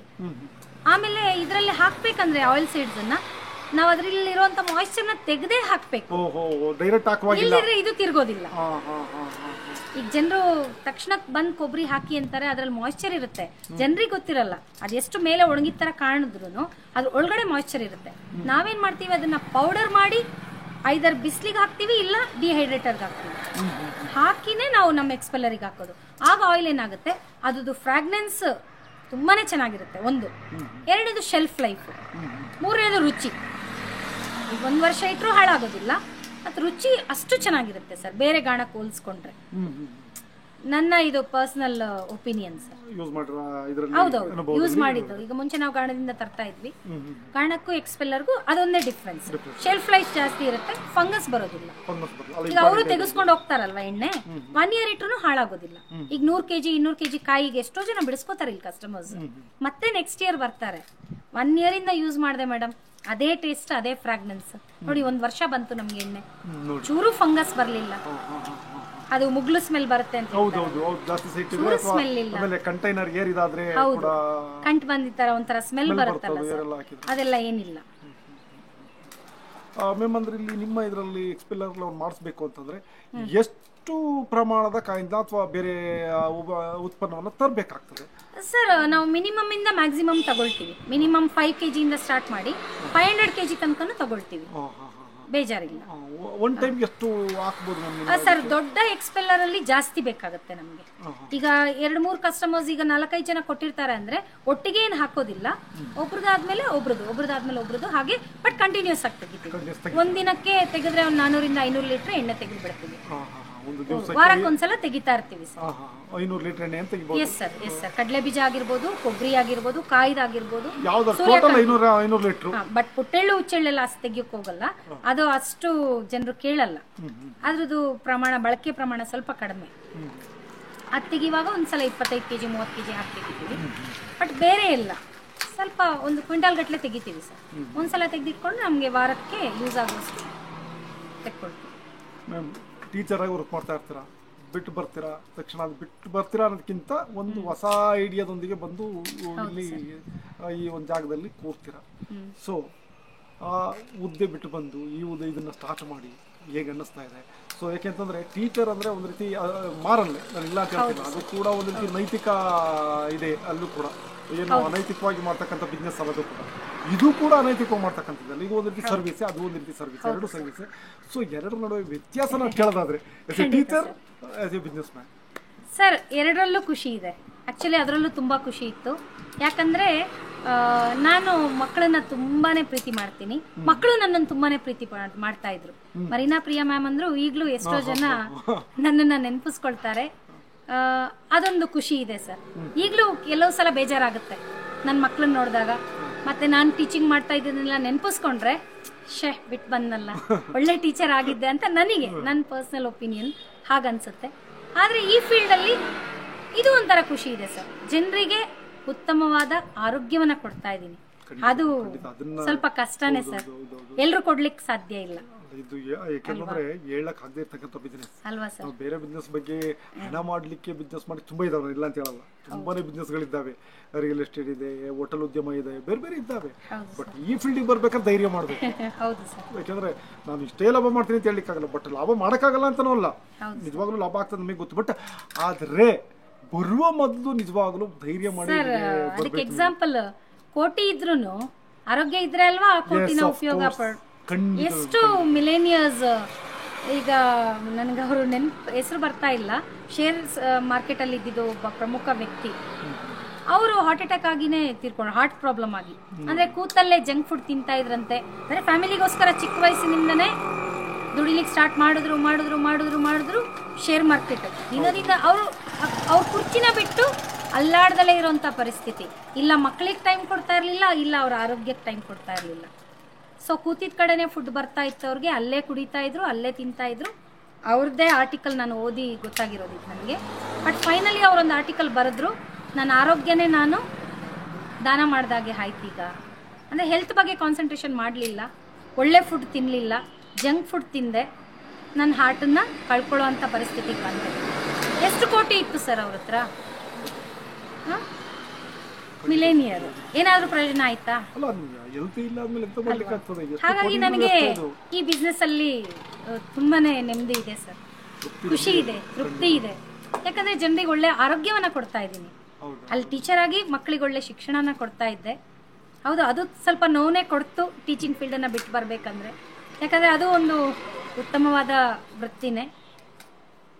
ಆದರೆ ಏನು ಮಾಡೋದು, ಸರ್ಟನ್ ಟೈಮಲ್ಲಿ ಚೇಂಜ್ ಆಗಬೇಕಲ್ವಾ. ಒಂದು ಒಳ್ಳೆ ಆಯ್ಕೆ. ಹೌದು, ನಿಮ್ಮ ಟೀಚಿಂಗ್ ಫೀಲ್ಡ್ ಬಿಟ್ಟು ಹೊರಗಡೆ ಬಂದರೂ ಆಯ್ಕೆ, ಒಳ್ಳೆ ಒಂದು ಆಯ್ಕೆಯನ್ನು ಮಾಡಿದ್ದೀರಾ. ಸಮಾಜಕ್ಕೆ ಎಲ್ಲರೂ ಕೊಡ್ತಾರೆ, ನಂದು ಒಂದು ಕಾಣಿಕೆ ಇರಲಿ ಅಂತ. ಆದರೆ ಇಂಥ ಕೊಡೋದಿದೆಯಲ್ಲ, ಇದು ನಿಜವಾಗ್ಲೂ ಒಂದು ರೀತಿ ಹೇಳಲಿಕ್ಕಾಗಲ್ಲ, ಅಷ್ಟೊಂದು ದೊಡ್ಡ ಕಾಣಿಕೆ ಆಗಿರ್ತದೆ. ಯಾಕಂದ್ರೆ ಒಬ್ಬನಿಗೆ ಆರೋಗ್ಯ ಕೊಡ್ತಕ್ಕಂಥದ್ದು ಅದಕ್ಕಿಂತ ದೊಡ್ಡದು ಇನ್ಯಾವುದಿದೆ? ಇನ್ನೇನು ಮಾಡಿದ್ರು ಸಾಧ್ಯ ಇರದೇ ಇರ್ತಕ್ಕಂಥ. ಅದು ಮಲಗುವಾಗ ರಾತ್ರಿ ಸಮಾಧಾನದಿಂದ ಮಲಗಬಹುದು. ನಾನು ಯಾರಿಗೂ ತೊಂದರೆ ಕೊಟ್ಟಿಲ್ಲ. ಈಗ ನನ್ನ ರಿವ್ಯೂಸ್ ಹೇಳ್ತಾರಲ್ವಾ ಸರ್, ನನ್ನ ಕಸ್ಟಮರ್ಸ್ ಸುಮಾರು ತೃಪ್ತಿ ಕೊಡುತ್ತೆ ನನಗೆ. ಮೇಡಮ್ ನಿಜವಾಗ್ಲೂ ಒಳ್ಳೆ ಕೆಲಸ ಮಾಡ್ತಾ ಇದ್ದೀರಾ. ಹೇಗೆ ಬಂತು ಈ ಥಾಟ್? ಅದಕ್ಕೆ ನನ್ನ ಅಣ್ಣಂದಿರ ಕಾರಣ ಅಂತ ಹೇಳ್ಬೋದು. ಅದರಲ್ಲೂ ಪ್ರಶಾಂತ್ ಡಿಕೋಸ್ಟಾ, ನನ್ನ ಚಿಕ್ಕಣ್ಣ, ಅವನು ಅಂದರೆ ಮೂಡಿಗೆರೆ ಅಲ್ಲಿ ಇಲ್ಲಿ ಹೋಗ್ತಾ ಇರುವಾಗ, ಅವನು ಇರಿಗೇಷನ್ ಬಿಸ್ನೆಸ್ ಇದೆ ಅವ್ರದ್ದು. ಅವನು ಒಳ್ಳೆ ಎಣ್ಣೆ ಮತ್ತೆ ಒಳ್ಳೆ ಖಾರ ಪುಡಿ ತರ್ಲಿಕ್ಕೆ ಪ್ರಯತ್ನ ಪಡ್ತಾ ಇದ್ದ. ಅಲ್ಲಿ ಮೂಡಿಗೆರೆಯಲ್ಲಿ ನೋಡ್ದ ಅವನೊಂದ್ ಕಡೆ, ಅವನಿಗೆ ಕಾನ್ಸೆಪ್ಟ್ ಬಂತು. ನಾನು ಯಾವಾಗ್ಲೂ ಅಣ್ಣ ಏನಾದ್ರು ಬಿಸ್ನೆಸ್ ಮಾಡ್ಬೇಕು ಕಣೋ, ನನಗೆ ಬಿಸ್ನೆಸ್ ಮಾಡ್ಬೇಕು ಕಣೋ ಅಂತ ಹೇಳ್ತಾ ಇದ್ದೆ. ಅವಾಗ ಉಟ್ಕೊಂಡಿದ್ದ ಐಡಿಯಾನೇ ಇದು, ಯಾಕೆ ನಾವು ಓಪನ್ ಫ್ಯಾಕ್ಟ್ರಿ ಮಾಡಬಾರ್ದು. ಒಂದು ಜನರ ನಂಬಿಕೆ ತುಂಬಾ ಇಂಪಾರ್ಟೆಂಟ್. ಕಲಬೆರಕೆ ಒಂದು ಮಾಡಲಿಲ್ಲ ಅಂದ್ರೆ 99% ನ್ಯಾಯ ಅಲ್ಲೇ ಕೊಟ್ಟಂಗಾಯ್ತು. ನಾವು ಆರಂಭದಲ್ಲಿ ಬರೋಕ್ಕೆ ಸ್ವಲ್ಪ ಹಿಂದೆ ಮುಂದೆ ನೋಡಿದ್ರು ಕೂಡ ಹೌದು ಸರ್, ತದನಂತರ ಖಂಡಿತವಾಗ್ಲೂ ಬರ್ತಾ ಹೋಗ್ತಾರೆ. ಯಾಕೆಂದ್ರೆ ಯಾವತ್ತೂ ಕೂಡ ಒಳ್ಳೇದು ಯಾವ್ದು ಇದೆಯೋ ಅದು ಗೆಲ್ಲೇಬೇಕು, ಅದು ಗೆಲ್ಲುತ್ತೆ. ನಾವು ಒಳ್ಳೆ ಪ್ರಾಡಕ್ಟ್ ನಾವು ಕೊಡ್ತಾ ಇದ್ದಾಗ ಆಟೋಮೆಟಿಕ್ ಆಗಿ ಬಂದೇ ಬರ್ತಾರೆ ಅವರು. ಒಂದೇ ಸ್ವಲ್ಪ ಎಲ್ರಿಗೂ ಪರಿಚಯ ಆಗೇ ಆಗುತ್ತೆ. ಅದು ಅಲ್ಲಿ ಒಂದು ವೆಯ್ಟ್ ಮಾಡ್ಬೇಕಷ್ಟೇ. ಈಗ ನಮ್ಮ ಪ್ರಕಾರ ಏನಂದ್ರೆ, ನಾವು ನೋಡ್ತಾ ಇರುವ ಹಾಗೆ, ನಾವು ನಿಮ್ಮ ಗಾಣದ ಎಣ್ಣೆಗಳನ್ನ ಇಂಟರ್ವ್ಯೂ ಮಾಡ್ತಿರುವ ಹಾಗೆ 20ರಿಂದ ಹೆಚ್ಚು ಜನ ಬದಲಾಗಿದ್ದಾರೆ. 20%ಗೂ ಜಾಸ್ತಿ ಜನ ಬದಲಾಗಿದ್ದಾರೆ.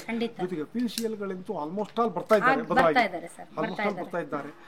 ಬರ್ಬೇಕಾಗಿದ್ದಾರೆ ಯಾರು ಅಂದ್ರೆ ನಮ್ಮ ರೈತರು. ಹೌದು ಸರ್. ನಂತರ ಅದನ್ನೇ ಬಿಟ್ಟರೆ ನಮ್ಮ ಏನು ಅತ್ಯಂತ ಸ್ವಲ್ಪ ಬಡತನದಲ್ಲಿ ಬದುಕ್ತಾ ಇರ್ತಕ್ಕಂಥ ಫ್ಯಾಮಿಲಿಗಳು ಬದಲಾದ್ರೆ 100ಕ್ಕೆ 100 ನೀವು ನಿಮ್ಮ ಪ್ರಾಡಕ್ಟ್ ನ ಸೇಲ್ ಮಾಡ್ಲಿಕ್ಕೆ ಸಾಧ್ಯ ಇಲ್ಲ, ಆ ಮಟ್ಟಿಗೆ ಬರ್ತಾರೆ ಸರ್. ಅವ್ರಿಗೂ ದೊಡ್ಡ ಕಷ್ಟ ಅಂತ ಹೇಳೋದಿಲ್ಲ. ಈಗ ತೆಂಗಿನಕಾಯಿಗೆಲ್ಲ ಕೆಲವು ಸಲ ತುಂಬಾ ರೇಟ್ ಕಮ್ಮಿ ಇರುತ್ತೆ, ಕೊಬ್ಬರಿಗೆ ಈ ಸಲ ರೇಟೇ ಇಲ್ಲ. ಒಂದು ಗಟ್ಟಿ ಮನ್ಸ್ ಮಾಡಿ APMCಗೆ ಹೋಗಿ ಒಂದ್ 100 kg ಖರೀದಿ ಮಾಡಿ, ಒಂದು 6 ತಿಂಗಳು ಆರಾಮ್ ಎಣ್ಣೆ ಆಯ್ತಲ್ಲ ನಿಮ್ಗೆ. ದೊಡ್ಡ ಬೆಲೆ ಇಲ್ಲ ಅಲ್ವಾ? ಖಂಡಿತ ಅಲ್ವಾ? ಆರೋಗ್ಯಕ್ಕಿಂತ ಏನಿದೆ ಸರ್? ಜೊತೆಗೆ ಮ್ಯಾಮ್ ಇಲ್ಲಿ ನಿಮ್ದೇನಂದ್ರೆ ತೆಂಗಿನ ಎಣ್ಣೆ ನೀವು ಮೊದಲೇ ಹೇಳ್ತಾ ಇದ್ವಿ ಬಳಸಲಿಕ್ಕೆ ಕಷ್ಟ ಅಂತ ನಾವು ಮಾತಾಡ್ತಾ ಇದ್ವಿ. ಯಾಕೆಂದ್ರೆ ಅದರಲ್ಲಿ ಒಂದು ತೆಂಗಿನ ಪರಿಮಳ ಬಂದ್ಬಿಡುತ್ತೆ, ಅದು ಬಳಸಬೇಕಾದ್ರೆ ಒಂದು ಊಟ ಮಾಡ್ಬೇಕಾದ್ರೆ ಅಯ್ಯೋ ತೆಂಗು ಒಂದು ರೀತಿ ಆಗ್ತದೆ ಅನ್ನೋದು ಇಲ್ಲ ಸರ್, ಅದು ಶುದ್ಧ ಸುಳ್ಳು. ಆಕ್ಚುಲಿ ಅದು ಇಲ್ಲಿ ಹಾಸನದ ಜನರಾಗಿರ್ಬೋದು, ಇಲ್ಲಿ ಸುತ್ತಮುತ್ತ ಕೋಸ್ಟಲ್ ಏರಿಯಾಸ್ ಅಲ್ಲಿ ಬಿಡಿ ಬೇಜಾರಿಲ್ಲ, ಅಲ್ಲಿ ಅವರು ಉಪಯೋಗಿಸದೆ 100ಕ್ಕೆ 100 ತೆಂಗಿನ ಎಣ್ಣೆ ಮತ್ತೆ ಕೊಬ್ಬರಿ ಎಣ್ಣೆ. ಇದು ಇಲ್ಲಿ ನಾವು ಎಕ್ಸ್ಪೆಲ್ಲರ್ ಅಲ್ಲಿ ಈಗ ತೆಗಿತಿದೀವಲ್ಲ ಸರ್, ನಿಜವಾಗ್ಲೂ ಅವ್ರು ಬಂದು ಒಂದ್ಸಲ ಅದ್ರ ಪರಿಮಳ ನೋಡ್ಲಿ, ಟೇಸ್ಟ್ ನೋಡ್ಲಿ. ಮತ್ತೆ ಇನ್ನೊಂದು ಮುಖ್ಯವಾದ ವಿಚಾರ ಅಂದ್ರೆ ಒಂದ್ಸಲ ಬಳಸಿದವರು ಕಂಟಿನ್ಯೂಸ್ ಆಗಿ ಬಳಸ್ತಾ ಇದ್ದಾರೆ. ಅದೇ ಎಕ್ಸಾಂಪಲ್, ನಾನು ಅಷ್ಟನ್ನೇ ಹೇಳ್ಬಲ್ಲೆ. ಒಂದ್ಸಲ ಕೊಬ್ಬರಿ ಎಣ್ಣೆ ತಗೊಂಡವ್ರು ನಮ್ಮ ಅಂಗಡಿಲಿ ಮತ್ತೆ ಮತ್ತೆ ಕೊಬ್ಬರಿ ಎಣ್ಣೆಗೆ ಹೋಗ್ತಾ ಇದ್ದಾರೆ ಹೊರತು ಬೇರೆ ಎಣ್ಣೆಗೆ ಹೋಗ್ತಾ ಇಲ್ಲ. ಇಲ್ಲ ಮೇಡಮ್, ಟೇಸ್ಟ್ ತುಂಬಾ ಚೆನ್ನಾಗಿದೆ, ರುಚಿ ತುಂಬಾ ಚೆನ್ನಾಗಿದೆ, ಅಡುಗೆ ಭಾರಿ ಚೆನ್ನಾಗಿ ಆಗ್ತಾ ಇದೆ, ಅದಕ್ಕಿಂತ ಹೆಚ್ಚಾಗಿ ಹೆಲ್ತ್ ಚೆನ್ನಾಗಿ ಆಗ್ತಾ ಇದೆ ಅಂತ ಹೇಳೋರೆ ಜಾಸ್ತಿ ಸರ್. ಧೈರ್ಯದಿಂದ ಹೇಳ್ತೀನಿ ನಾನು. ಅಲ್ಲ, 100ಕ್ಕೆ 100 ಸತ್ಯ ಇದು. ಯಾಕಂದ್ರೆ ತೆಂಗಿನ ಎಣ್ಣೆಯನ್ನು ಯಾರು ಬಳಸ್ತಾರೋ, ನಾವು ಬೇರೆ ಎಣ್ಣೆಯಲ್ಲಿ ಮಾಡಿದಂಥ ಆಹಾರವನ್ನು ತಿಂದಾಗ ಅದು ನಮ್ಮ ಜಠರಕ್ಕೆ ಹೋಗಿ ಅದು ಡೈಜೆಷನ್ ಆಗ್ಲಿಕ್ಕೆ ತುಂಬಾ ಹೊತ್ತು ಬೇಕಾಗ್ತದೆ. ಬಟ್ ತೆಂಗಿನ ಎಣ್ಣೆಯಲ್ಲಿ ಮಾಡಿದಂಥ ಊಟವನ್ನು ನೀವು ಮಾಡ್ಬೇಕಾದ್ರೆ ತಕ್ಷಣ ಒಂದು 10 ನಿಮಿಷದೊಳಗಡೆ ಡೈಜೆಷನ್. ಅಲ್ಲ ಸರ್, ತೆಂಗಿನಕಾಯಿ ಬಳಸ್ತೀವಿ ನಾವು. ಹೌದು, ತೆಂಗಿನಕಾಯಿ ಇಲ್ದಲೆ ಸಾಂಬಾರ್ ಮಾಡೋದಿಲ್ಲ. ತೆಂಗಿನ ಎಣ್ಣೆ ಹಾಕ್ಲಿಕ್ಕೆ ಏನ್ ಬೇಜಾರು ನಮಗೆ? ನೋಡಿ, ತೆಂಗಿನಕಾಯಿ ಹೌದು, ಅದು ಜಸ್ಟ್ ಅದೊಂದು ಕಾನ್ಸೆಪ್ಟ್ ಅಷ್ಟೇ. ಅಯ್ಯೋ ತೆಂಗಿನ ಎಣ್ಣೆ ಚೆನ್ನಾಗಿರೋದಿಲ್ಲ, ಕೊಬ್ಬರಿ ಎಣ್ಣೆಲಿ ಮಾಡಿದ ಅಡುಗೆ ನಿಜವಾಗ್ಲೂ ಇಲ್ಲ ಸರ್, ಅದು ಹಾಗೆ ನಿಜವಾಗ್ಲೂ ಇಲ್ಲ. ಒಂದ್ಸಲ ಬಳಸಿ ನೋಡ್ಲಿ ಜನ, ಅವ್ರಿಗೆ ಗೊತ್ತಾಗುತ್ತೆ. ನನಗೆ ತಿಳಿದ ಹಾಗೆ ತೆಂಗಿನ ಎಣ್ಣೆಯಷ್ಟು ಹೆಲ್ದಿ ಆಯಿಲ್ ಮತ್ತೊಂದಿಲ್ಲ. ಹೌದು, ಯಾಕೆಂದ್ರೆ ಕೇರಳ, ನಮ್ಮ ಕರಾವಳಿ ಭಾಗಗಳಿಗೆ ನೀವು ನೋಡಿದ್ರೆ ಅಲ್ಲಿ ತೆಂಗಿನ ಎಣ್ಣೆಯನ್ನು ಬಿಟ್ಟು ಬೇರೆ ಎಣ್ಣೆಯನ್ನು ಉಪಯೋಗಿಸಲ್ಲ. ಯಾರದೇ ಮನೆಗೆ ಹೋದ್ರು ಅವ್ರ ಮೇಲೆ ತೆಂಗಿನ ಎಣ್ಣೆಯನ್ನು ಸ್ಟಾಕ್ ಮಾಡಿ ಇಟ್ಟಿರ್ತಾರೆ. ಎಣ್ಣೆಯನ್ನು ನಾವಿಲ್ಲಿ ಬೇರೆ ಇದನ್ನ ಸ್ಟಾಕ್ ಮಾಡಿದಾಗೆ ಅವ್ರ ಮೇಲೆ ಕ್ಯಾನ್ಗಳಲ್ಲಿ ತುಂಬಿಸಿಟ್ಟಿರ್ತಾರೆ. ಏನಿದು ಅಂತಂದ್ರೆ ತೆಂಗಿನ ಎಣ್ಣೆ. ಹೌದು, 1 ವರ್ಷಕ್ಕೆ ಬೇಕು, ಮಾಡಿಸಿಟ್ಟಿದ್ದೇವೆ, ಮತ್ತೆ ಹೋಗ್ಲಿಕ್ಕಾಗಲ್ಲ. ಹೌದು ಸರ್, ನಿಜವಾಗ್ಲೂ ಅದು ನಮ್ಮ ಹಾಸನ. ಯಾಕಂದ್ರೆ ನಾವು ತೆಂಗು ಅಲ್ಲಿ ಹೆಲ್ತ್ ಹಾಗೆ ಇರುತ್ತಲ್ವಾ ಸರ್, ಹೆಲ್ದಿ ಪೀಪಲ್ ಅಲ್ಲಿ. ಈಗ ಅಲ್ಲಿ ನಿಮ್ಗೆ heart attack rate, cancer rate ಕಮ್ಮಿನೇ ಇಲ್ಲಿ ಕಂಪೇರ್ ಮಾಡಿದ್ರೆ. ಅದು ಅಲ್ಲೇ ಗೊತ್ತಾಗೋದಿಲ್ವಾ ಸರ್, ಎಣ್ಣೆಯಿಂದಾನೇ ಅಲ್ವಾ ನಮ್ಗೆ ಬೇಡವಾದಿದ್ದಂತ ಕಾಯಿಲೆಗೆ ಬರ್ತಾ ಇರೋದು. ನಂತರ ಇನ್ನೊಂದೇನಂದ್ರೆ, ಈ ಕಂಟೈನರ್ ನಾವು ಕ್ಯಾರಿ ಮಾಡ್ಲಿಕ್ಕೆ ಸಾಮಾನ್ಯವಾಗಿ ನಾವು ನೋಡಿದ್ರೆ ನೀವು ಪ್ಲಾಸ್ಟಿಕ್ ಬಾಟಲ್ ಹಾಕಿರ್ತಿದ್ದೀರಾ. ಇದನ್ನ ತಗೊಂಡೋಗಿ ಅವ್ರ ದೇ ಬಾಟಲ್ ಇಟ್ಟಬಹುದಾ ಅಥವಾ ಅದನ್ನ ಬದಲಾಯಿಸಬೇಕಾ? ಸ್ಟೀಲ್ ಕಂಟೈನರ್ ಬೇರೆ ಬದಲಾಯಿಸಬೇಕಾ? ಸರ್, ಈಗ ನಾನು ತಗೊಳ್ತಾ ಇರೋದು ಆಯಿಲ್ ಗ್ರೇಡ್ ಬಾಟಲ್ಸ್. ಆದ್ರೂ ನಾನ್ ಸಜೆಸ್ಟ್ ಮಾಡೋದು ಎಷ್ಟೋ ಜನರಿಗೆ ಕಂಟೈನರ್ಸ್ ನ ತನ್ನಿ, ಸ್ಟೀಲ್ ಕಂಟೈನರ್ಸ್ ತನ್ನಿ. ಈಗ ಎಣ್ಣೆ ಬಿಡಿಸ್ಲಿಕ್ಕೆ ಬರುವಾಗ್ಲೂ ಸರ್ ಕಂಟೈನರ್ಸ್ ತನ್ನಿ, ನಿಮ್ ಬಾಕ್ಸಿಗೆ ಡೈರೆಕ್ಟ್ ಆಗಿ ಬಿಟ್ಟು ಕೊಡ್ತೀವಿ. ಅದು ಕೌಂಟ್ ಆಗುತ್ತಲ್ವಾ ಸರ್, ಪ್ಲಾಸ್ಟಿಕ್ ಒಳ್ಳೇದಲ್ಲ ನನ್ನ ಪ್ರಕಾರ. ಈಗ ನಾವಂದ್ರೆ ಸ್ಟೀಲ್ ಕಂಟೈನರ್ಸ್ ಇಡ್ಲಿಕ್ಕೆ ಬರಲ್ಲ ಇಲ್ಲಿ. ಜನರು ತಗೊಂಡಿದ ತಕ್ಷಣ ಅದನ್ನ ಟ್ರಾನ್ಸ್ಫರ್ ಮಾಡ್ಕೊಳ್ಳೋದು ಉತ್ತಮ ಸರ್. ಖಂಡಿತ ಸ್ಟೀಲ್ ಕಂಟೈನರ್ ಬಳಸಿದ್ರೆ ಒಳ್ಳೆ ಇದು. ಪ್ಲಾಸ್ಟಿಕ್ ಅಲ್ಲಿ ಇಟ್ಟಿದ್ರೆ ಅದು ತಾಜಾತನ ಕೂಡ ಅಷ್ಟೊಂದು ಉಳಿಯಲ್ಲ. ಪ್ಲಾಸ್ಟಿಕ್ ಅಲ್ಲಿ ನೀವೇನೇ ನಾವು ಎಷ್ಟು ಆಯಿಲ್ ಗ್ರೇಡ್ ಬಾಟಲ್ಸ್ ಯೂಸ್ ಮಾಡಿದ್ರು ಅದು ತಾಜಾತನ ಉಳಿಯಲ್ಲ. ನಿಧಾನವಾಗಿ ಮೇಲೆ ಬಿಸಿ ಹತ್ರ ಇಟ್ಟಿರ್ತಾರೆ. ಈಗ ಎಣ್ಣೆ ಹಾಕಿದ ತಕ್ಷಣ ತೆಗೆದ ಪ್ಲೇಸ್ ಗಿಡಲ್ಲ, ಅಲ್ಲೇ ಬಾಟ್ಲ್ ಅಲ್ಲಿ ಇಟ್ಟಿರ್ತಾರೆ. ಸೊ ಆಗ ಬಾಟ್ಲು ಒಂದ್ ರೀತಿ ಮೆಲ್ಟ್ ಆಗೇ ಆಗುತ್ತೆ. ಸ್ಲೋಲಿ ಮೆಲ್ಟ್ ಆಗಿ ಅದ್ರಲ್ಲಿ ತಗೊಂಡ ಅಂಶ ನಮ್ಮ ಸ್ಪೆಷಲಿ ಮನೆಯಲ್ಲಿ ಹೆಂಗಸರಾಗಿರ್ಬೋದು, ಗಂಡಸರು ಮಾಡ್ಬೋದು, ಮಾಡಬಾರ್ದಂತೇನಿಲ್ಲ. ಇಮಿಡಿಯೇಟ್ ಏನ್ ಮಾಡ್ಬೇಕು, ಆಯಿಲ್ ಅನ್ನ ತಗೊಂಡೋಗಿದ ತಕ್ಷಣ ಸ್ಟೀಲ್ ಕಂಟೈನರ್ಸ್ಗೆ ಚೇಂಜ್ ಮಾಡ್ಕೋಬೇಕು. ಇಲ್ಲ ಶಾಪಿಗೆ ಬರುವಾಗ ಸ್ಟೀಲ್ ಕಂಟೈನರ್ಸ್ ತಂದ್ರೆ ಇನ್ನೂ ಒಳ್ಳೇದು. ನಾನು ಸುಮಾರು ಸಲ ಯೋಚನೆ ಮಾಡ್ತೀನಿ ಸರ್. ಈಗ ಮತ್ತೆ ತವಾಜು ಅಷ್ಟೇ, ನಾನಿಲ್ಲಿ ಸುಮಾರು ಸಲ ತಂದು ಸೇಲ್ ಮಾಡಬೇಕು ಅನ್ನೋ ಕಾನ್ಸೆಪ್ಟ್ ನನ್ನ ತಲೆಯಲ್ಲಿ ಇದೆ. ಯಾಕಂದ್ರೆ ನಾನ್ ಸ್ಟಿಕ್ ಅದು ಕ್ಯಾನ್ಸರ್ಗೆ ತುಂಬಾನೇ ಕಾರಣ ಆಗ್ತಾ ಇದೆ ಸರ್. ನೀವು ಒಳ್ಳೆ ಎಣ್ಣೆ ಬಳಸ್ತೀರಾ, ಹೌದು, ತೆಂಗಿನ ಎಣ್ಣೆನೆ ತಗೊಂಡು ಹೋಗ್ತೀರಾ, ಮನೆಗೆ ಹೋಗಿ ನಾನ್ ಸ್ಟಿಕ್ ಅಲ್ಲಿ ಹಾಕಿ ಫ್ರೈ ಮಾಡಿದ್ರೆ ಎಲ್ಲೋಯ್ತು ನಿಮ್ಮ ಆರೋಗ್ಯ, ಎಲ್ಲೋಯ್ತು ಎಣ್ಣೆದು ಕ್ವಾಲಿಟಿ? ಏನಾದ್ರು ಪ್ರಯೋಜನ ಉಂಟಾ? ಐರನ್ ತವಾಜ್ ಯೂಸ್ ಮಾಡಿ, ಆದಷ್ಟು ಕಾಸ್ಟ್ ಐರನ್ ಅಥವಾ ಐರನ್ ತವಾಜ್. ಈಗ ಮುಂಚೆ ಬಳಸ್ತಾ ಇರ್ಲಿಲ್ವಾ ನಾವೆಲ್ಲ ಚಿಕ್ಕದ್ರಲ್ಲಿದ್ದಾಗ ಅದನ್ನೇ ತಿಂತ ಇದ್ದು. ಮನೇಲಿ ಬೇರೆ ಕಾನ್ಸೆಪ್ಟೇ ಗೊತ್ತಿರಲಿಲ್ಲ ಇದೊಂದು. ಇತ್ತೀಚೆಗೆ ಅದು ಆಯಿಲ್ ಹಾಕ್ದಲ್ಲಿ ಮಾಡ್ಬೋದು ಅನ್ನೋ ಕಾರಣಕ್ಕೆ ಅದನ್ನೆಲ್ಲ ತಂದಿಟ್ಟು ಜನರು ಈಸಿಯಾಗಿ ದೋಸೆ ಎದೊಳ್ಬೇಕು. ಹೌದು, ಸುಲಭ ಆಗ್ಬೇಕು, ಅದು ಕಷ್ಟಪಟ್ಟು ಎತ್ತುವಾಗಿಲ್ಲ. ಸುಲಭದಿಂದ ಓಡೋಗಿ ಜನ ಸುಲಭವಾಗಿ ಆರೋಗ್ಯವನ್ನ ಕಳ್ಕೊತಾ ಇದ್ದಾರೆ, ಸುಲಭವಾಗಿ ಕ್ಯಾನ್ಸರ್ಗೆ ತುತ್ತಾಗ್ತಾ ಇದ್ದಾರೆ, ಹೃದಯಾಘಾತವನ್ನ ತಗೊಳ್ತಾ ಇದ್ದಾರೆ. ಇನ್ನೊಂದೇನಂದ್ರೆ, ಈಗ ಇದೆಲ್ಲದು ಸರಿ, ಓಕೆ, ನನಗೆ ಟೈಮ್ ಇಲ್ಲ. ಈಗಿನ ಇದರಲ್ಲಿ ಹೇಗೆ ಟೈಮ್ ಸಿಗೋದು ತುಂಬ ಕಷ್ಟ. ಆಗ ಹೆಂಡತಿ ಒಂದು ಕಡೆ ಕೆಲಸ ಮಾಡ್ತಾ ಇರ್ತಾರೆ, ನಾವೊಂದು ಕಡೆ ಬಂದು ಬೇರೆ ಕಡೆ ಕೆಲಸ ಮಾಡ್ತಾ ಇರ್ತೀವಿ. ಆ ಮೂಮೆಂಟಲ್ಲಿ ನಾವು ಒಂದಿಸ್ಕೊಂಡು ನಮಗೆ ಬೇಗ ರೆಡಿ ಆಗಬೇಕು ಏನಾದರೂ ತಿನ್ನಲಿಕ್ಕೆ. ಫಾಸ್ಟ್ ಫುಡ್ ಅಂತ ಹೇಳ್ಬೋದು, ಹೋದ ತಕ್ಷಣ ರೆಡಿ ಆಗಿರಬೇಕು ಆ ಥರ. ಅಥವಾ ಅರ್ಧ ಗಂಟೆ ಒಳಗೆ ರೆಡಿ ಮಾಡಿ ಕೊಡುವಾಗಿರಬೇಕು. ಈಗ ಇಡ್ಲಿ ಮಾಡಬೇಕು, ಅದನ್ನೆಲ್ಲ ಕಲಸಿ ಅದನ್ನೆಲ್ಲ ಆಡಿಸಿ ರಾತ್ರಿ ಎಲ್ಲ ನೆನೆಸಿ ಪ್ರೋಸೆಸ್ ಮಾಡಲಿಕ್ಕೆ ಟೈಮ್ ಇಲ್ಲ. ಸೊ ಅವ್ರು ಏನು ಮಾಡಬೇಕು ಅಂಥದ್ದೆಲ್ಲ ಅಂಥವ್ರು ನಿಮ್ಮ ಹತ್ರ ಬಂದರೆ ಏನು ಸೊಲ್ಯೂಷನ್? ಸರ್, ಸೊಲ್ಯೂಷನ್ ಅಂದರೆ ದೋಸೆ ಹಿಟ್ಟು ರೆಡಿ ಮಾಡಿ ಕೊಡ್ತೀವಿ. ಅಂದರೆ ಬ್ಯಾಟರ್ ಅಲ್ಲ, ದೋಸೆಗೆ ಇರುವಂಥ ಉದ್ದಿನ ಕಾಳು, ಮತ್ತೆ ಅಕ್ಕಿ, ಸ್ವಲ್ಪ ಮೆಂತೆ, ಸ್ವಲ್ಪ ಕಡಲೆಬೇಳೆ ಅದನ್ನ ಹಾಕಿ ದೋಸೆ ಹಿಟ್ಟು ಎಷ್ಟೋ ಜನಕ್ಕೆ ಮಾಡಿ ಕೊಟ್ಟಿದೀವಿ. ದೋಸೆ ಫ್ಲೋರ್ ಸಿಗುತ್ತೆ ಒಟ್ಟಾರೆ ಖಂಡಿತ ಸರ್. ಅದನ್ನ ಫಾರಿನ್ಗೂ ಸುಮಾರು ಜನ ಕಳಿಸಿದ್ದಾರೆ. ಮಿಕ್ಸ್ ದೋಸೆ ಮಿಕ್ಸ್ ಅಂತ ಕರಿಬಹುದು ನಾವು. ದೋಸೆ ಮಿಕ್ಸ್ ತಗೊಂಡು ಡೈರೆಕ್ಟ್ ಇಮಿಡಿಯೇಟ್ ಜಸ್ಟ್ ಕಲ್ಸಿದ್ರೆ ಸಾಕು. ಸ್ವಲ್ಪ ಮೊಸರು ಹಾಕಿ ಕಲ್ಸಿದ್ರೆ ಚೆನ್ನಾಗಿ ಉದುಗುತ್ತೆ. ಡೈರೆಕ್ಟ್ ಆಗಿ ಅವರು ದೋಸೆ ಮಾಡ್ಬಿಡ್ಬೋದು. ಇದು ಮಾಡುವಂತ ಅಗತ್ಯ ಇಲ್ಲ, ನೆನೆಸ್ಬೇಕು ಅಂತ ಅವಶ್ಯಕತೆ ಏನಿಲ್ಲ. ಯಾಕಂದ್ರೆ ಪ್ರಕೃತಿಯಾಗಿ ಆಗಿದೆ, ಏನು ಮಾಡುವಾಗಿಲ್ಲ. ನಾವು ಯಾಕಪ್ಪ ನೀವು ತಿಂತೀರಾ ಅಂದ್ರೆ ಎಲ್ಲಿ ನೋಡ್ತಾ ಇರೋ ಡ್ಯೂಟಿ ಲೇಟ್ ಆಗುತ್ತೆ ಬರ್ಬೋದು. ಬೆಳಿಗ್ಗೆ ನಾವು ಹೆಂಡತಿ ಒಂದ್ ಕಡೆ ಹೋಗ್ಬೇಕು, ಗಂಡ ಒಂದ್ ಕಡೆ ಹೋಗ್ಬೇಕು. ಹಾಗಾಗಿ ಅನಿವಾರ್ಯವಾಗಿ ಈ ಮಿಕ್ಸ್ಗಳನ್ನ ತಂದವರು ಮಾಡ್ತಕ್ಕಂಥದ್ದು. ಆಮೇಲೆ ಮ್ಯಾಮ್ ನೀವು ಆಗ್ಲೇ ನಾವು ಮಾತಾಡ್ತಾ ಇದ್ವಿ, ಈಗ ಪ್ರಿಸರ್ವೇಟಿವ್ ಮಾಡಲಿಕ್ಕೆ ಬೇರೆ ಕಡೆ ತಂದು ನಾವು ತುಂಬ ಇಡ್ಲಿಕ್ಕೆ ಬೇರೆ ಇದೆಲ್ಲ ಆದರೆ ಈಗ ಬೇರೆ ಬೇರೆ ಸೋಕಾಲ್ಡ್ ಹೆಸರು ಬೇಡ, ಬೇರೆ ಬೇರೆ ನಾವೇನು ಕರಿತೇವೆ ಬ್ರ್ಯಾಂಡೆಡ್ ಅಂತ, ಅವೆಲ್ಲ ತಂದಾಗ ಮಿಕ್ಸ್ಗಳು ತುಂಬ ಸಿಟ್ಟಬಹುದು. ಅದನ್ನ ಒಂದು ವೇಳೆ ನಾನು ಇವತ್ತೊಂದು ಬಳಸಿದ್ದೀನಪ್ಪ, ಇನ್ನೊಂದು ತಿಂಗಳು 2 ತಿಂಗಳು ಬಿಟ್ಟು ಕೂಡ ನಾನು ಬಳಸ್ತೀನಿ ಅಂದ್ರೆ ಸಮಸ್ಯೆ ಇಲ್ಲ. ಬಟ್ ನಿಮ್ಮ ಹತ್ರ ತಗೊಂಡೋಗಿದ್ದು ನಾವು ಹೇಗಿಟ್ಟದು ಸರ್? ಸ್ಟೀಲ್ ಬಾಕ್ಸ್ ಅಲ್ಲಿ ಇಟ್ರೆ ಹೆಚ್ಚು ಕಮ್ಮಿ 3 ತಿಂಗಳಿಗೆ ಏನು ಅಡ್ಡಿ ಇಲ್ಲ ಸರ್. 3 ತಿಂಗಳು ಬಳಸಬಹುದು, ಖಂಡಿತ ಇಡಬಹುದು. 3 ತಿಂಗಳಿಗಿಂತ ಹೆಚ್ಚು ಇಟ್ಟು ಬಳಸೋದು ಏನು ಅಗತ್ಯ ಇದೆ? ಯಾರು ಬಳಸಲ್ಲ, 3 ತಿಂಗಳು ಜಾಸ್ತಿ. ನಾನು ಹೇಳೋದು ನಮ್ಮ ಶಾಪಿಂದ ಅಕ್ಕಿ ಹಿಟ್ಟು, ರಾಗಿ ಹಿಟ್ಟು, ಗೋಧಿ ಹಿಟ್ಟು 3 ತಿಂಗಳು ಕ್ವಾಲಿಟಿ ಸೇಮ್ ಇರುತ್ತೆ. ಯಾಕಂದ್ರೆ ನಾವು ತುಂಬಾ ಹಳೇದನ್ನ ಇಲ್ಲಿ ಮಾಡಿ ಕೊಡೋದಿಲ್ಲ, ಆನ್ ಸ್ಪಾಟ್ ಅಲ್ಲಿ ಮಾಡಿ ಕೊಡೋದ್ರಿಂದ. ಮತ್ತೆ ನಾವು ಒಂದಿನಕ್ಕೆ 10 kg ಎಷ್ಟು ಬೇಕಷ್ಟು ಮಿಲ್ ಮಾಡಿ ಇಟ್ಟಿರ್ತೀವಿ. ಸೊ ಅದು ಅವತ್ತಿನ ದಿನಕ್ಕೆ ಖರ್ಚಾಗಿ ಹೋಗ್ತಾ ಇರುತ್ತೆ. 2 ದಿನಕ್ಕೂ ಒಂದೊಂದ್ಸಲ ಮಿಲ್ ಮಾಡ್ತಾ ಇರ್ತೀವಿ. ಸೊ ಅವರು ಅಷ್ಟೇ. ಎಸ್ ಸರ್, ನಾನು ಈಗಾಗಲೇ ಹೇಳಿರೋ ಪ್ರಕಾರ ನಾವು ತುಂಬ ಈಗ ಫ್ಲೋರ್ಸ್ ಆಗಿರ್ಬೋದು, ಮಸಾಲಾ ಪೌಡರ್ಸ್ ಆಗಿರ್ಬೋದು, ಅಥವಾ ಆಯಿಲ್ಸ್ ಆಗಿರ್ಬೋದು, ತುಂಬ ಜಾಸ್ತಿಯನ್ನು ಒಂದೇ ಸಲ ತಯಾರು ಮಾಡಿ ಇಡೋದಿಲ್ಲ ಇಲ್ಲಿ. ಒಂದಿನಕ್ಕೆ ಬೇಕಾಗಿರ್ಬೋದು ಅಥವಾ 2 ದಿನ 3 ದಿನಕ್ಕೆ ಬೇಕಾಗಿರುವಂಥದ್ದು ರೆಡಿ ಮಾಡಿಡ್ತೀವಿ. ಹಾಗಾಗಿ ನಮ್ಮಲ್ಲಿ ಅತ್ಯಂತ ಹೆಚ್ಚು ಹಳೆ ಪದಾರ್ಥಗಳು ಸ್ಟಾಕ್ ಇರೋದಿಲ್ಲ. ನೀವು ಅಷ್ಟೇ ತಗೊಂಡೋಗುವಾಗ 10 kg ಏನು ತಗೊಂಡೋಗೋದಿಲ್ಲ. ಮ್ಯಾಕ್ಸಿಮಮ್ 5 kg ಗೋಧಿ ಹಿಟ್ಟು, 2 kg ಅಕ್ಕಿ ಹಿಟ್ಟು. ಹಾಗಾಗಿ ವಿತಿನ್ ಅ ಮಂತ್ ಅದು ಖಾಲಿ ಆಗುತ್ತೆ. ಹಾಗಾಗಿ ಹಾಳಾಗೋದು, ಹಳೆ ಪ್ರಿಸರ್ವೇಟಿವ್ಸ್ ಹಾಕುವಂತ ಅಗತ್ಯತೆನೇ ಬರೋದಿಲ್ಲ, ನಾವು ಹಾಕೋದು ಇಲ್ಲ sir. Yes of course ma'am, ಆಗಬಾರ್ದು. ಆಕ್ಚುಲಿ ಅದು ಆಗಬಾರ್ದು. ಯಾಕಂದ್ರೆ ನಾನು ಈಗ ಬದಲಾಗ್ತಾ ಇದ್ದೀನಿ ಅಂದಾಗ ಮತ್ತೆ ನಾನು ಇಷ್ಟೊಂದು ದುಡ್ಡು ಕೊಟ್ಟು ತಗೊಂಡು ಅದರಲ್ಲೂ ಕಾಯಿಲೆ ಬರುತ್ತೆ, ಕಡಿಮೆ ದುಡ್ಡು ಕೊಟ್ಟರು ಕಾಯಿಲೆ ಬರುತ್ತೆ. ಯಾಕಪ್ಪ ಬದಲಾಗಬೇಕು? ಆ ಥರ ಆಗಬಾರ್ದು. ಬದಲಾದವರು ಮತ್ತೆ ವಾಪಸ್ ಹೋಗುವಾಗ ಒಂದು ಎಥಿಕ್ಸ್ ಇಟ್ಕೊಂಡು ಸ್ಟಾರ್ಟ್ ಮಾಡಿದ್ಮೇಲೆ ಒಂದು ಬಿಸ್ನೆಸ್, ಆ ಎಥಿಕ್ಸ್ ಕೊನೆ ತನಕ ಇರಬೇಕು ಸರ್. ನಾನಾಗಿರ್ಬೋದು, ಬೇರೆ ಯಾವ ಬಿಸ್ನೆಸ್ ಆದ್ರೂ ಆಗಿರ್ಬೋದು. ಟೋಟಲ್ ನಿಮ್ಮ ಯಾವ ಬಿಸ್ನೆಸ್ ಇದೆ ಅದನ್ನ ಬೇರೆ ಬಿಸ್ನೆಸ್ ಬಿಟ್ಟು ಏನ್ ಮಾಡ್ಕೊಂಡು ನಾವು ಅದ್ರ ಬಗ್ಗೆ ತಲೆ ಕೆಡಿಸ್ಕೊಳ್ಳಲ್ಲ. ಆದ್ರೆ ನಿಮ್ಮ ಬಿಸ್ನೆಸ್ ಇದೆಯಲ್ಲ, ಯಾಕಂದ್ರೆ ಜನಗಳು ಬದಲಾಯಿಸ್ತಾ ಇದ್ದೀರಾ, ನೀವು ಜನಗಳು ಬದಲಾವಣೆಯನ್ನು ಕೇಳ್ತಾ ಇದ್ದೀರಾ, ನೀವು ಬದಲಾಗಿ ಅಂತ ಹೇಳ್ತಿದ್ದೀರಾ. ನೀವೇ ಬದಲಾಗಿ ಅಂತ ಹೇಳ್ಬೇಕು, ಮತ್ತವ್ರು ನೀವೇ ಬದಲಾಗಿ ಅಂತ ಹೇಳೋದು ಸರಿಯಾದಂತ ಕ್ರಮ ಅಲ್ಲ. ಎರಡು ನಿಮ್ದೇ ಆಗಿರುತ್ತೆ. ಹಾಗಾಗಿ ನೀವು ಒಬ್ರಿಗೆ ನಾನು ಹೇಳ್ತಾ ಇಲ್ಲ, ಸಾಮಾನ್ಯ ನಿಮ್ಮ ಬಿಸ್ನೆಸ್ ಯಾರು ಮಾಡ್ತಿದ್ದಾರೆ, ಈ ಅಡಿಗೆ ಎಣ್ಣೆ ಕೊಡ್ತಕ್ಕಂಥವ್ರು, ಆಹಾರ ಪದಾರ್ಥಗಳನ್ನು ಮಾಡ್ತಕ್ಕಂಥವ್ರು, ಅಂದ್ರೆ ನ್ಯಾಚುರಲ್ ಆಗಿ ಮಾಡ್ತಕ್ಕಂಥವ್ರ ಬಗ್ಗೆ. ಇನ್ನು ಕೆಲವು ಕಂಪನಿಗಳಿದ್ದಾವೆ, ಅವ್ರಿಗೆ ನಾವು ಹೇಳಲಿಕ್ಕಾಗಲ್ಲ. ಅವ್ರು ಆಲ್ರೆಡಿ ಬದಲಾಗಿ ಅಂತ ಹೇಳ್ತಾ ಇಲ್ಲ, ನೀವು ಇದನ್ನೇ ತಿನ್ನಿ ಅಂತ ಕೊಡ್ತಿದ್ದಾರೆ, ವಿಷವನ್ನೇ ಕೊಡ್ತಿದ್ದಾರೆ. ಅವರು ವಿಷರಹಿತವಾಗಿ ಯಾರು ಕೊಡ್ತಿದ್ದೀರೋ ದಯವಿಟ್ಟು ಯಾರು ಅದಕ್ಕೆ ವಿಷ ಹಾಕಬೇಡಿ. ಮತ್ತೆ ಯಾಕೆಂದ್ರೆ ಅವನು ಬದಲಾಗಿದ್ದಾನೆ, ಇಲ್ಲೊಂದು ವಿಷ ಸಿಗಲ್ಲಪ್ಪ, ಇಲ್ಲಿ ನನಗೆ ಒಳ್ಳೆ ಶುದ್ಧವಾದ ಆಹಾರ ಸಿಗ್ತಾ ಇದೆ ಅಂತ ಮತ್ತೆ ಅವ್ನು ಇಲ್ಲ ಮಾರ್ರೆ ದುಡ್ಡು ಜಾಸ್ತಿ ಕೊಟ್ಟರು ಅಲ್ಲಿ ವಿಷ ಅಂದ್ಬಿಟ್ರೆ ಮತ್ತೆ ಬದಲಾಗಲ್ಲ ಅವನು ಯಾವುದೇ ಕಾರಣಕ್ಕೂ. ಹಾಗಾಗಿ ಮ್ಯಾಮ್, ನಂತರ ನಿಮ್ಮ ವೈಯಕ್ತಿಕವಾಗಿ ನಾನು ಮಾತನಾಡೋದ್ರೆ, ನಿಮ್ಮ ವೈಯಕ್ತಿಕ ವಿಚಾರ ಅಂದರೆ ನೀವು ಹುಟ್ಟಿದ್ದು, ಬೆಳೆದಿದ್ದು, ಕಲಿತ ಶಾಲೆ, ನಿಮ್ಮ ಅಪ್ಪ ಅಮ್ಮ, ನಿಮ್ಮ ಕುಟುಂಬದ ಬಗ್ಗೆ ಮಾತಾಡ್ಬೋದಾ? ಸರ್ ಖಂಡಿತ. ನಾನು ಬೆಳೆದದ್ದು ಒಂದು ರೈತ ಕುಟುಂಬದಲ್ಲಿ ಅಂತ ಹೇಳ್ಬೋದು. ರಾಯರಕೊಪ್ಪಲ್ ಮಗ್ಗೆ, ನವಿಲಹಳ್ಳಿ ಅನ್ನೋ ಊರು.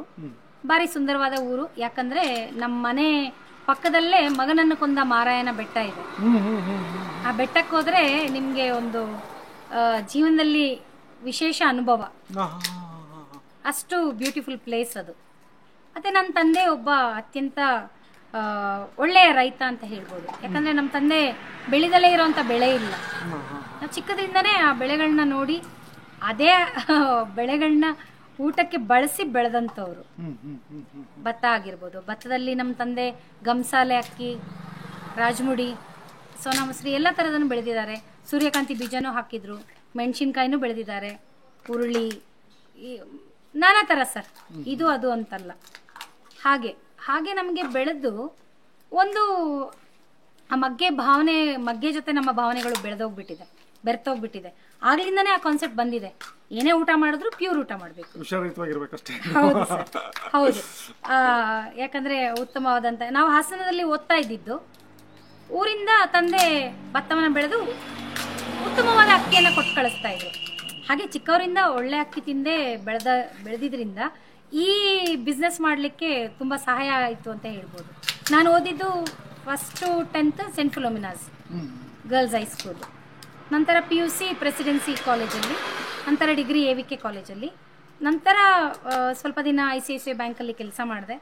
ನಂತರ ಮದುವೆ ಆಗಿ ಕೂರ್ಗಿಗೆ ಹೋದೆ. ಅಲ್ಲೂ ಒಂಥರ ಉತ್ತಮ ವಾತಾವರಣ, ಕಾಫಿ ಬೆಳೆ. ಆಮೇಲೆ ನಾನು ಮತ್ತೆ ಹಾಸನಕ್ಕೆ ವಾಪಸ್ ಬಂದ್ವಿ. ಆಗ ಟೀಚಿಂಗ್ ಪ್ರೊಫೆಷನ್ ಸ್ಟಾರ್ಟ್ ಮಾಡಿದೆ. ಆಕ್ಚುಲಿ ಕುಟ್ಟದಲ್ಲೇ ಸ್ಟಾರ್ಟ್ ಮಾಡಿದ್ದೆ ನಾನು ಟೀಚಿಂಗ್ ಪ್ರೊಫೆಷನ್. ಹೌದು, ಕುಟ್ಟ. ನನ್ನ ಹಸ್ಬೆಂಡ್ ಊರು ಕುಟ್ಟ. ಕುಶಾಲನಗರ, ವಿರಾಜಪೇಟೆ. ಎಸ್ ಸರ್, ವಿರಾಜಪೇಟೆ, ಗೋಣಿಕೊಪ್ಪದ ಕುಟ್ಟ. ಸೊ ನಾವು ಎಲ್ಲ ತೋಟವನ್ನ ಸೇಲ್ ಮಾಡಿ ನಿರ್ಧಾರನ ಕೈಗೊಂಡು ವಾಪಸ್ ಮತ್ತೆ ಹಾಸನಕ್ಕೆ ನಾವು ಸೆಟ್ಲ್ ಆದ್ವಿ. ಮತ್ತೆ ಇಲ್ಲಿ ರಾಯಲ್ ಅಪೋಲೋ ಇಂಟರ್ನ್ಯಾಷನಲ್ ಸ್ಕೂಲಲ್ಲಿ ಒಂದು 8 ಇಯರ್ಸ್ ಕೆಲಸ ಮಾಡಿದ್ದೀನಿ ಸರ್. 8 ವರ್ಷ ಕೆಲಸ ಮಾಡಿ ನಂತರ ಒಂದು ಒಳ್ಳೆ ಉದ್ಯೋಗವನ್ನು ಆಯ್ಕೆ ಮಾಡ್ಕೊಂಡಿದ್ದೀರಾ, ಅದರಲ್ಲಿ ಮಾತಿಲ್ಲ. ಯಾಕೆಂದ್ರೆ ಜನಗಳಿಗೆ ಒಂದು ಒಳ್ಳೆ ಕೊಡುಗೆಯನ್ನು ನೀಡ್ತಾ ಇದ್ದೀರಾ ಮ್ಯಾಮ್. ತುಂಬಾನೇ ಮುಖ್ಯವಾಗಿ ಒಂದೇ ವಿಷಯ ಇರೋದು ಸರ್, ಅಂದ್ರೆ ನೀವೇನು ಬಿಟ್ಟಿಲ್ಲ ಅದನ್ನ, ಜನರೇ ಎಚ್ಚೆತ್ಕೊಳ್ಳಿ. ಎಸ್, ಆಫ್ ಕೋರ್ಸ್, ಅದಾಗಲೇಬೇಕು. ಎಚ್ಚೆತ್ಕೊಳ್ಳಿ. ನೀವು ತಿನ್ನೋ ಆಹಾರ ನಿಮ್ಮ ಆರೋಗ್ಯ. ನೀವೇನು ಊಟ ಮಾಡ್ತೀರಾ ಅದನ್ನೇ ಪಡ್ಕೋತೀರಾ. ಹಾಗಾಗಿ ಕೆಟ್ಟದನ್ನ ತಿನ್ನೋದನ್ನ ನಿಲ್ಲಿಸಿ. ಕೆಟ್ಟದೇ ಅಂತ ನಾನು ಡೈರೆಕ್ಟಾಗಿ ಹೇಳ್ತೀನಿ, ಪ್ಯಾರಾಫಿನ್ ಎಣ್ಣೆನ ನಿಲ್ಲಿಸಿ ದಯವಿಟ್ಟು. ಆ ಅಂಗಡಿಲಿ ಸಿಗೋಂಥ ಮೆಣಸಿನ್ಕಾಯಿ ಪುಡಿ ಇರ್ಬೋದು, ಅರಿಶಿನ ಪುಡಿ ಇರ್ಬೋದು, ಧನಿಯಾ ಪುಡಿ ಇರ್ಬೋದು, ಯಾರಿಗೆ ಗೊತ್ತು ಎಷ್ಟು ಕೆಮಿಕಲ್ಸ್ ಹಾಕಿದ್ದಾರೆ, ಎಷ್ಟು ಕಲರ್ಸ್ ಹಾಕಿದ್ದಾರೆ, ಎಷ್ಟು ಪ್ರಿಸರ್ವೇಟಿವ್ಸ್ ಹಾಕಿದ್ದಾರೆ. ಗೋಧಿ ಹಿಟ್ಟಲ್ಲಿ ಎಷ್ಟು ಮೈದಾ ಬಳಕೆ ಆಗಿದೆ, ಎಣ್ಣೆ, ಪ್ರತಿಯೊಂದು ಪದಾರ್ಥ ನಿಲ್ಲಿಸಿ. ಇದು ನಿಮಗೆ ಉತ್ತಮವಾದ ಸಂದರ್ಭ ಮತ್ತು ಅವಕಾಶ. ನಾವು ಅವಕಾಶನ ಮಾಡಿಕೊಡ್ತಾ ಇದ್ದೀವಿ, ನೀವು ಬಳಸ್ಕೊಳ್ಳಿ ಅಂತ ಹೇಳಲಿಕ್ಕೆ ಇಷ್ಟಪಡ್ತೀನಿ. ಯಾಕಂದರೆ ಇವತ್ತಿನ ಆರೋಗ್ಯ ಮುಂದಿನ ನಿಮ್ಮ ಜೀವನ. ಆರೋಗ್ಯ ಇದ್ರೆ ಜೀವನ. ಹೌದು, ಆರೋಗ್ಯ ಇಲ್ಲ ಅಂದ್ರೆ ಏನು ದುಡ್ಡು ಎಷ್ಟೇ ಮಾಡಿದ್ರು ವೇಸ್ಟ್ ಇಲ್ಲ. ಯಾಕಂದ್ರೆ ಲೈಫ್ ಒಮ್ಮೆ ಎಂಡಾದ್ರೆ ಇದು ಸಿನಿಮಾ ಅಲ್ಲ ಬಿಡಪ್ಪ. ಈ ಸಿನಿಮಾಲ್ ಸಾಕಾನೆ, ನೆಕ್ಸ್ಟ್ ಸಿನಿಮಾಲ್ ಚೆನ್ನಾಗಿ ಮಾಡ್ತಾನೆ, ಈ ಸಿನಿಮಾಲ್ ಕ್ಯಾನ್ಸರ್ ಬರುತ್ತೆ, ನೆಕ್ಸ್ಟ್ ಸಿನಿಮಾಲ್ ಇಲ್ಲ ನಾನು ಹೀರೋ ಆಗಿ ಮಾಡ್ಬಿಡ್ತಾನೆ ಅಂತ ಹೇಳಕ್ಕಾಗಲ್ಲ. ಒಮ್ಮೆ ಕ್ಯಾನ್ಸರ್ ಬಂದ್ರೆ ಮುಗೀತು, ಲೈಫೇ ಮುಗಿದೋಗ್ಬಿಡುತ್ತೆ. ಮತ್ತೇನು ಗೊತ್ತಿಲ್ಲ ಅವ್ನು ಹುಡ್ತಾನೋ ಇಲ್ವೋ, ಅದು ಸುಮ್ಮನೆ ನಾವು ಕಲ್ಪನೆ ಕಥೆಗಳನ್ನು ಹೇಳ್ಬೋದು ಹೊರತು ಅದು ನನಗೂ ಗೊತ್ತಿಲ್ಲ, ಅವ್ರಿಗೂ ಗೊತ್ತಿಲ್ಲ, ಕ್ಯಾನ್ಸರ್ ಬಂದಿರೋರಿಗೂ ಗೊತ್ತಿಲ್ಲ.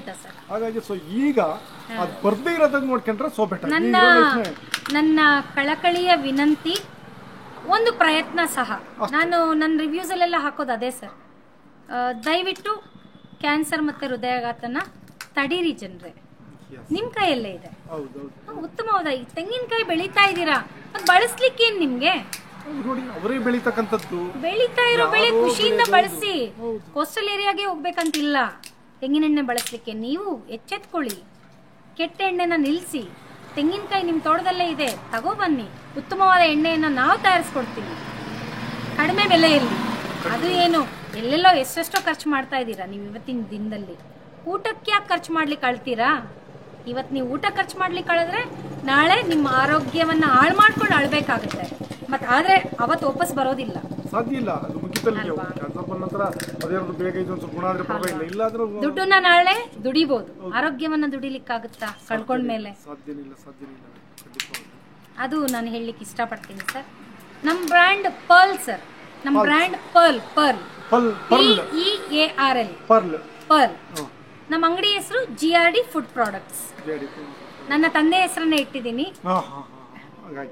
ಸರ್. ಗೂಗಲ್ ಮ್ಯಾಪ್ ಅಲ್ಲಿ GRD ಆಯಿಲ್ ಮಿಲ್ ಹಾಸನ್ ಅಂದ್ರೆ ಬಂದ್ಬಿಡುತ್ತೆ. ನಾನು ಅಪ್ಡೇಟ್ ಮಾಡ್ತಾನೆ ಇರ್ತೀನಿ ಸರ್ ಡೈಲಿ.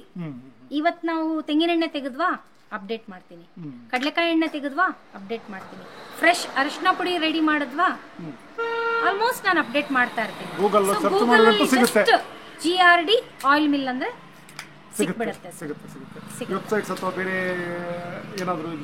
ಇಲ್ಲ ಸರ್, ಈಗ ಆಕಾಶವಾಣಿಯಲ್ಲಿ ಮಧುಸೂದನ್ ಸರ್ ಒಂದ್ಸಲ ಇಂಟರ್ವ್ಯೂ ತಗೊಂಡಿದ್ರು. ಸೊ ಅದನ್ನ ಕೇಳ್ಕೊಂಡು ಬಂದಿರೋಂಥ ರೈತರು ಸುಮಾರು ಜನ ಇದ್ದಾರೆ, ಸುಮಾರು ಜನ ಬಂದಿದ್ದಾರೆ ಸರ್. ಸುಮಾರು ಖುಷಿನೂ ಆಯ್ತು ನನಗೆ. ಮೇಡಮ್ ನಿಮ್ಮನ್ನ ನೋಡ್ಬೇಕಂತಾನೆ ಬಂದ್ವಿ, ಚೆನ್ನಾಗಿ ಮಾತಾಡಿದ್ವಿ ಅಂತ ಹೇಳಿದ್ದವರು ಇದ್ದಾರೆ. ಆಗ್ಲಿ, ಅದು ಒಂಥರ ಸಂತೋಷನೇ. ಈಗ ನಿಮ್ಮ ಚಾನಲ್ ಅವ್ರು ಬಂದಿದ್ದೀರಾ, thank you so much for News 4 Kannada.